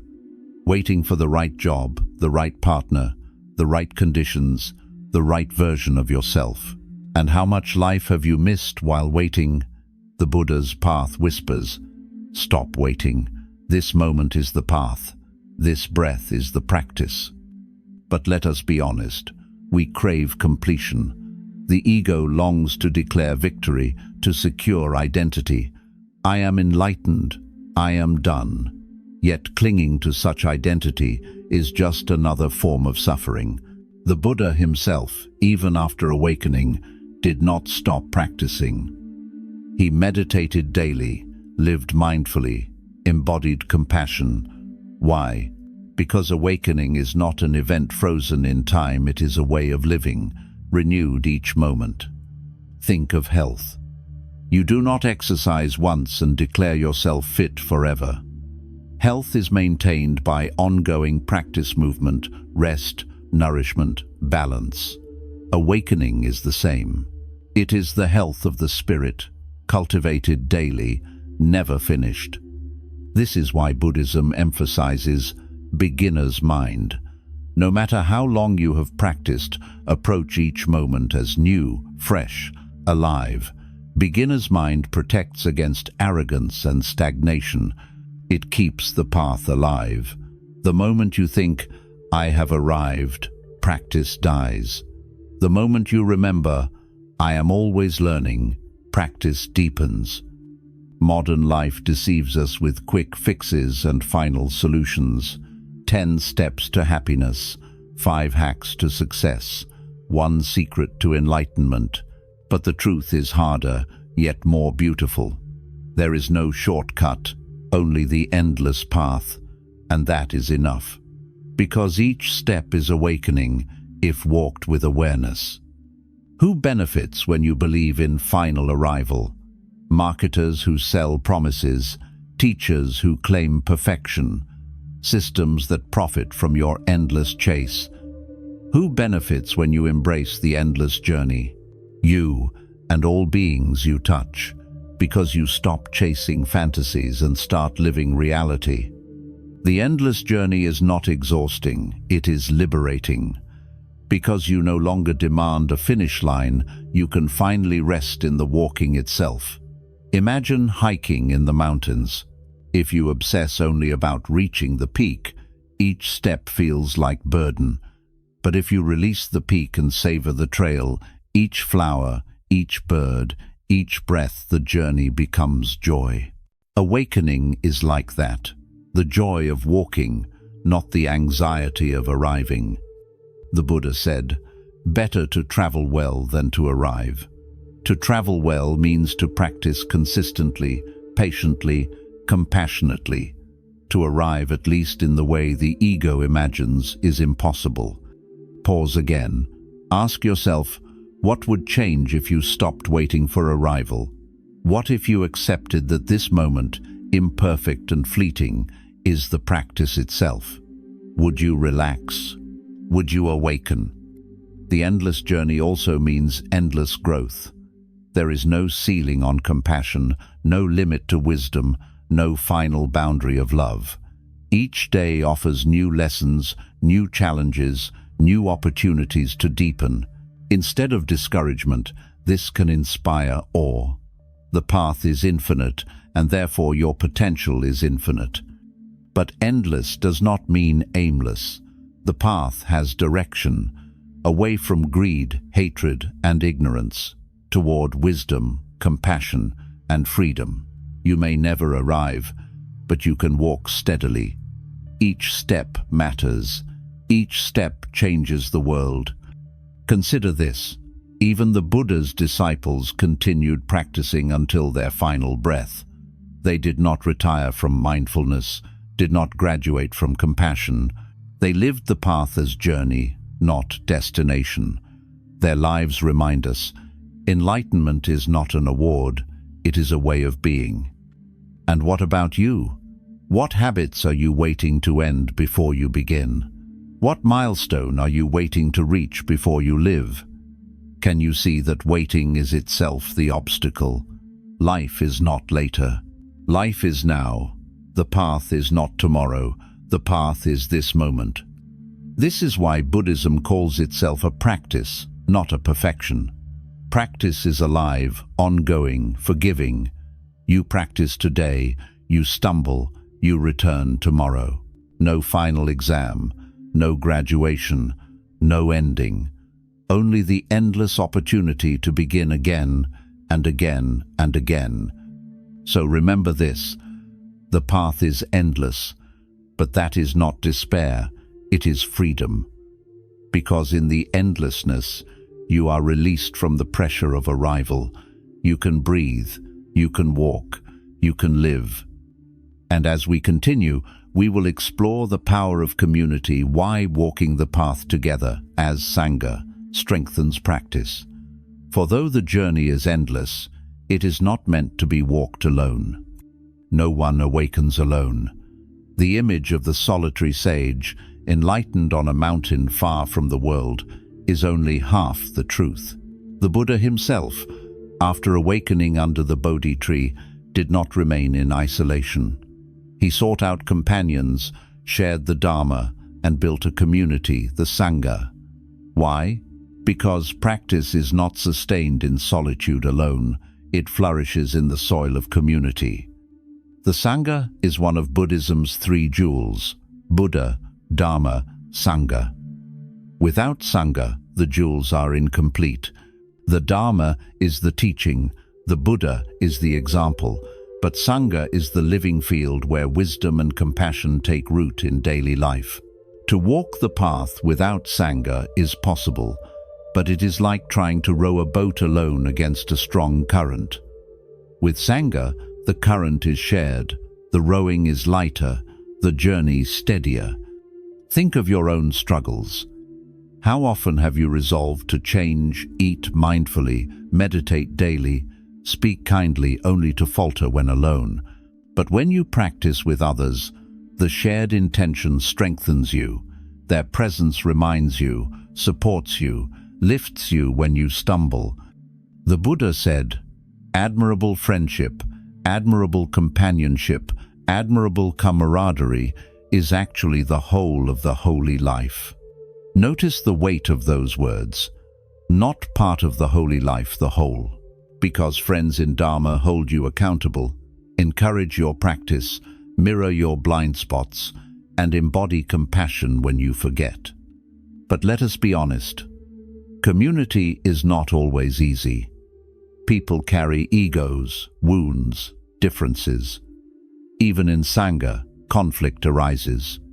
But this too is practice. To live with others, to forgive, to listen, to serve, that is the laboratory where compassion and patience grow. Solitude reveals the mind, community reveals the heart. Pause and reflect. Who are your companions on the path? Do you have a Sangha, formal or informal? Or do you walk mostly alone? What would change if you surrounded yourself with people committed to awakening, not to competition, but to compassion? Modern psychology confirms what the Buddha knew. Habits spread through social networks. Emotions ripple from person to person. A community of mindfulness nurtures mindfulness in each member. A community of greed nurtures greed. Who you walk with shapes who you become. But Sangha is not limited to monasteries or temples. It can be a circle of friends who practice together, a family that eats in mindfulness, a group that gathers to meditate or study. Sangha is any community that supports awakening. It is less about form than about intention.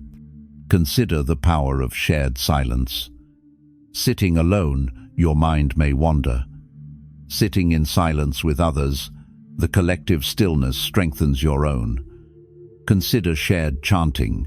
Your voice may falter, but joined with many, it becomes strong. Consider shared service. Alone, the task feels heavy. Together, it becomes joy. This is Sangha, strength born of togetherness. Who benefits when you lack community? Systems that thrive on isolation, on competition, on loneliness. Who benefits when you join Sangha? Everyone, because the peace you cultivate together ripples outward into society. The Buddha often described Sangha as an island of refuge in a turbulent sea. When storms of craving, anger, ignorance arise, Sangha offers shelter. When you forget, Sangha remembers. When you fall, Sangha lifts you, and when you rise, you lift others. This mutual support is not weakness, it is wisdom. But Sangha also demands responsibility. To benefit, you must also contribute. A community thrives when each member gives, listening, serving, practicing sincerely. Sangha is not consumption, it is participation. Pause again. Ask yourself, what can you give to your community? Can you offer your presence, your kindness, your practice? Can you forgive, support, encourage? Sangha is not built by others, it is built by you. The joy of community is this: you realize you are not alone in your struggles, not unique in your suffering. Everyone walks with fear, anger, craving, confusion. To see this is to soften judgment, to grow compassion. Together you heal, together you awaken. The Buddha once said to Ananda, his attendant, "Good friendship, good companionship, good comradeship is the whole of the holy life." Ananda thought companionship was half. The Buddha corrected him. Without Sangha, the path collapses into isolation. With Sangha, the path becomes alive. So remember this: awakening is personal, but not private. Your liberation is tied to others. The bodhisattva vow itself is communal, to free all beings, not just yourself. Sangha is the living expression of this vow. The question is not whether you need community, you do. The question is whether you will seek it, build it, nurture it. Will you choose isolation, or will you join hands? And as we continue, we will turn inward again to the deepest truth, that each being already carries the seed of awakening. For community is powerful, but its strength is rooted in this single truth. Buddha nature is in all of us. There is a radical claim at the heart of Buddhism. Every being carries the potential for awakening, not just monks in robes, not just saints or sages. Every being, human or animal, rich or poor, ignorant or wise, has Buddha nature. This is not something to be earned, imported, or imposed. It is your true nature, already present, waiting to be uncovered. Imagine a lotus seed buried in mud. From the outside it looks small, ordinary, lifeless, yet within it lies the blueprint for a flower of extraordinary beauty. Give it water, soil, sun, and time, and it will bloom. The mud does not destroy its potential, the mud nourishes it. The same is true of you.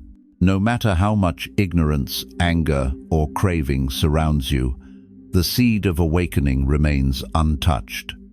Pause and reflect. Do you believe this about yourself? Or do you secretly think awakening belongs only to others, those more disciplined, more intelligent, more spiritual? Buddha nature means this: you are not broken, you are not fundamentally flawed. Beneath the mud, the seed is whole. But let us be honest, we forget this truth daily. We identify with the mud, the mistakes, the failures, the impulses, the conditioning. We say, I am greedy, I am angry, I am hopeless. But these are temporary states, not your essence. The Buddha reminded us, just as clouds cover but do not destroy the sky, delusions cover but do not destroy your nature.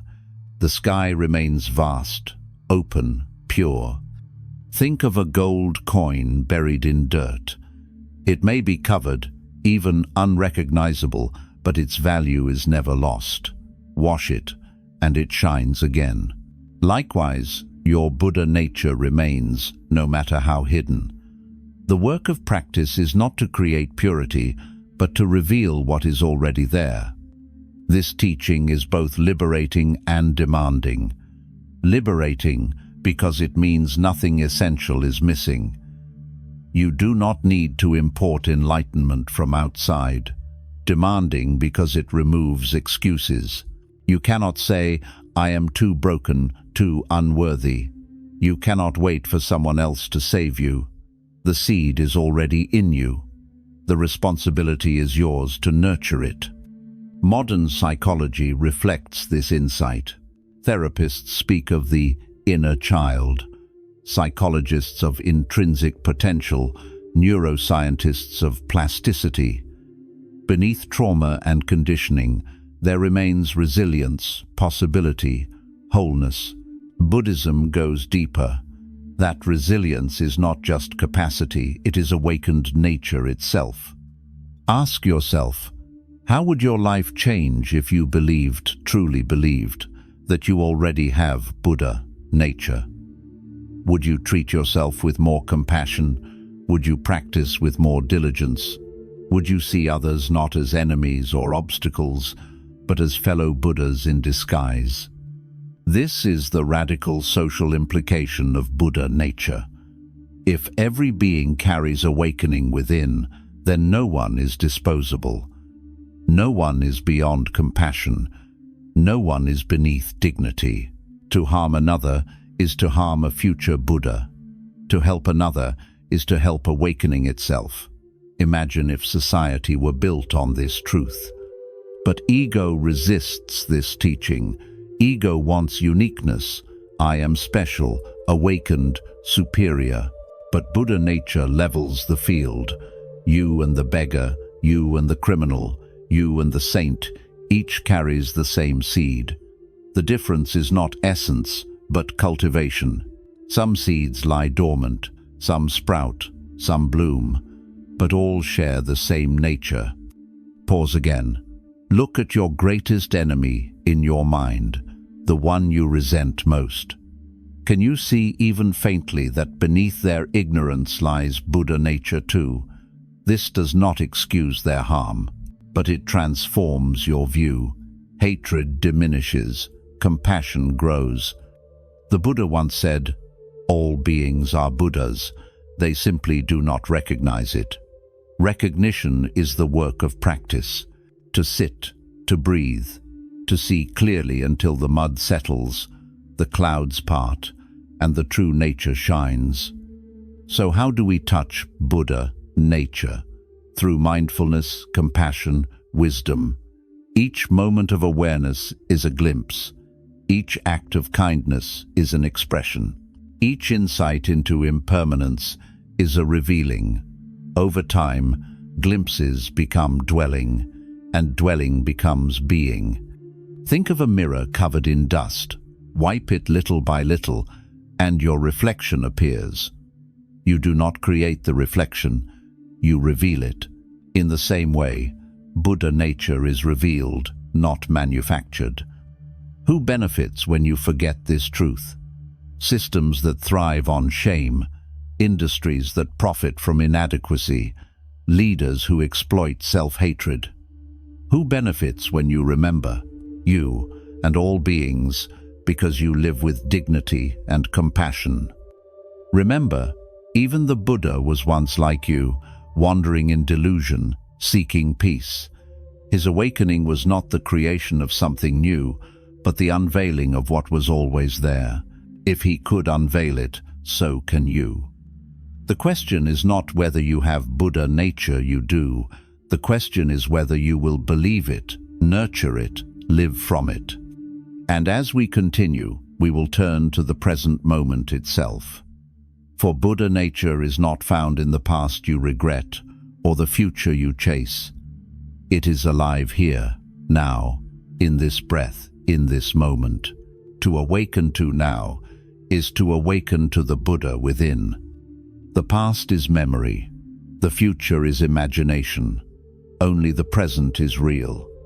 And yet, most of us spend our lives everywhere but here, haunted by yesterday, obsessed with tomorrow, absent from now.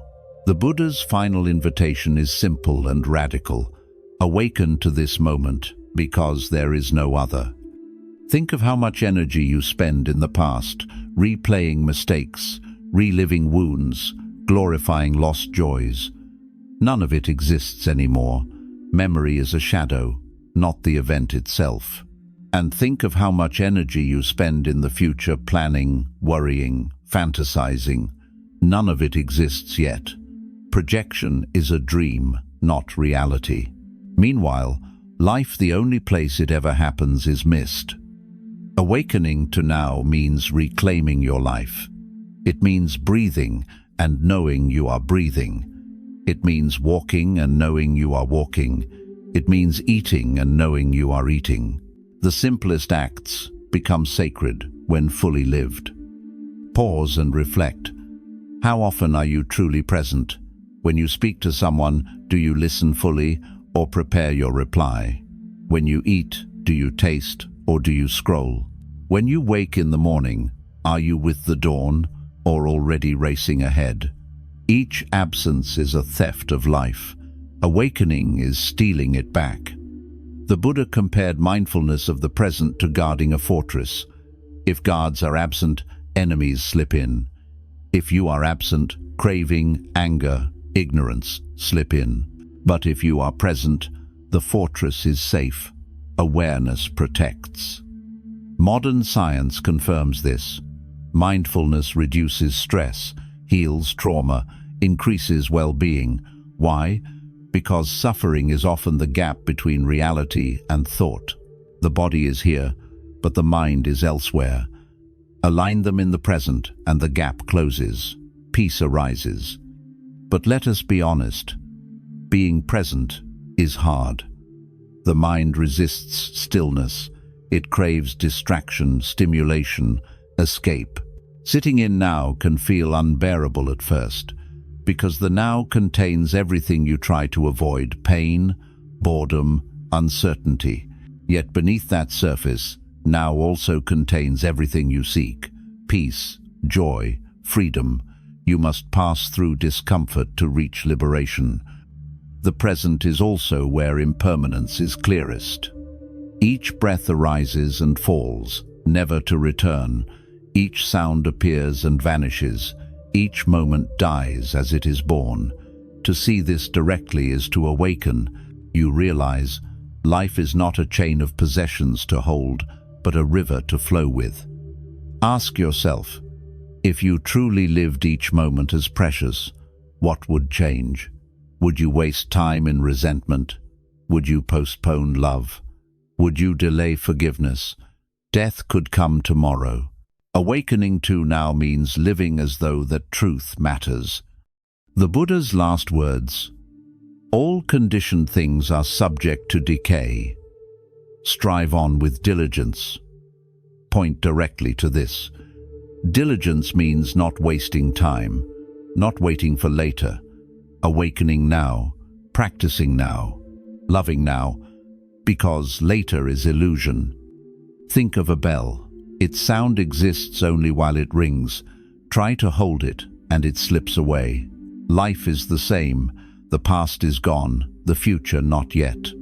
The bell of now is ringing. Will you listen? Awakening to now also transforms relationships. When you are present, others feel it. A child senses when a parent listens fully. A friend feels when you give undivided attention. Presence is love. Absence is neglect. Awakening is not abstract. It is practical, lived in presence with others. But awakening to now is not only about joy. It is also about courage. Because now may contain pain. Now may contain loss. Now may contain truth you would rather avoid. Yet even then, presence is liberation. Because when you face pain now, it is only pain. When you resist, you add fear, anger, despair. The Buddha called this the second arrow. Presence removes it. Who benefits when you live absent from now? corporations that profit from distraction, politicians who exploit fear of the future and resentment of the past. Who benefits when you awaken to now? You, your loved ones, the world, because presence cannot be manipulated. Presence is freedom. Pause again. Try this. Take one breath fully aware. Feel the air enter, expand, leave.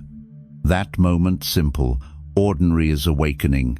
No chanting, no ritual, no doctrine. Just awareness of now. Multiply it by steps, meals, conversations, and your whole life becomes awakening. The Buddha once said, "Do not dwell in the past, do not dream of the future. Concentrate the mind on the present moment." Not because the past and future are unimportant, but because they are unreal. The present is where the Dharma lives, where awakening happens, where freedom is found. So remember this. Awakening is not somewhere else, not someday later. It is here, now, in this breath, in this step, in this life. You do not need to wait. You only need to wake up. The question is not whether now is available at Island. The question is, will you open your eyes? Will you reclaim your life from distraction and illusion? Will you awaken to now? And as we close this journey, we return to where it all began, with suffering. But now, suffering is no longer enemy, but teacher.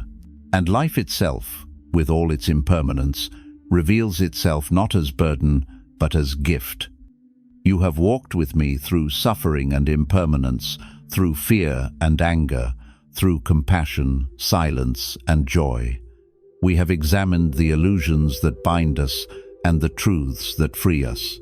And at every turn, the Buddha's teaching has whispered the same message. Awakening is possible not someday, not somewhere else, not for someone else, but here, now, in your very life. The question that remains is not whether the path exists, it does. The question is whether you will walk it. The Buddha did not promise escape from pain. Bodies will still age, loved ones will still die, the world will still shift. But he promised freedom from unnecessary suffering, from the chains of craving, from the tyranny of fear, from the illusion of self. He promised not a perfect life, but a liberated one. That promise remains, waiting for you to claim it. Pause and reflect. What has stirred in you through this journey? Did you see yourself in the restless mind, the clinging habits, the waves of fear? Did you glimpse your own potential in compassion, discipline, wisdom, and joy? Did you feel, even for a moment, that you are not broken, that Buddha nature lives within you? Hold on to that. It is the seed of awakening. But seeds do not grow by accident. They grow when watered, nourished, protected. The seed of awakening in you needs practice, mindfulness, meditation, compassion, discipline. These are the waters. Community, silence, right view. These are the soil, your own sincerity. This is the Sunday. With patience, the seed blooms. Do not wait. Life is fleeting. Death is certain. Time uncertain. The Buddha urged urgency. Do not squander your life. How many more days will you spend scrolling instead of living? How many more years chasing illusions that cannot satisfy? How many more breaths before you remember to breathe? The invitation is not to renounce the world, but to transform your relationship to it. Eat, but eat mindfully. Love, but without clinging. Work, but with integrity. Speak, but with truth and kindness. Live in the world, but not of its illusions. This is awakening, not withdrawal, but presence. And remember, you do not walk alone. Every being carries Buddha, nature. Every being suffers and seeks freedom. Every being is your companion. When you awaken, you help others awaken. When you live compassion, You plant seeds of compassion in them. Your liberation is never only yours. So let this be your vow, to live awake, to stop waiting for a perfect moment, to breathe this breath with awareness, to meet suffering with compassion, to meet impermanence with acceptance, to meet fear with courage, to meet joy with gratitude.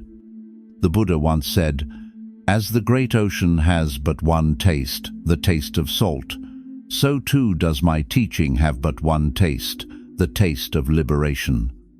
That liberation is not abstract. It is the peace you feel when anger loosens, the clarity you feel when craving fades, the love you feel when compassion grows, the freedom you feel when you awaken to now. The path has been laid before you. The teachings have been spoken. The practices are within reach. What remains is your choice. Will you continue drifting in illusion, waiting for a future that never comes? Or will you awaken here, in this moment, in this life? This is the call. Not from me, not from any teacher, but from your own heart, the Buddha nature within you, whispering, "Wake up, live now, be free." So rise, sit, breathe, walk, practice, fail, return, begin again. Each moment is a chance. Each step is awakening. Each breath is life reclaimed. And when your last breath comes, as it will, you will not fear. Because you will know you lived awake.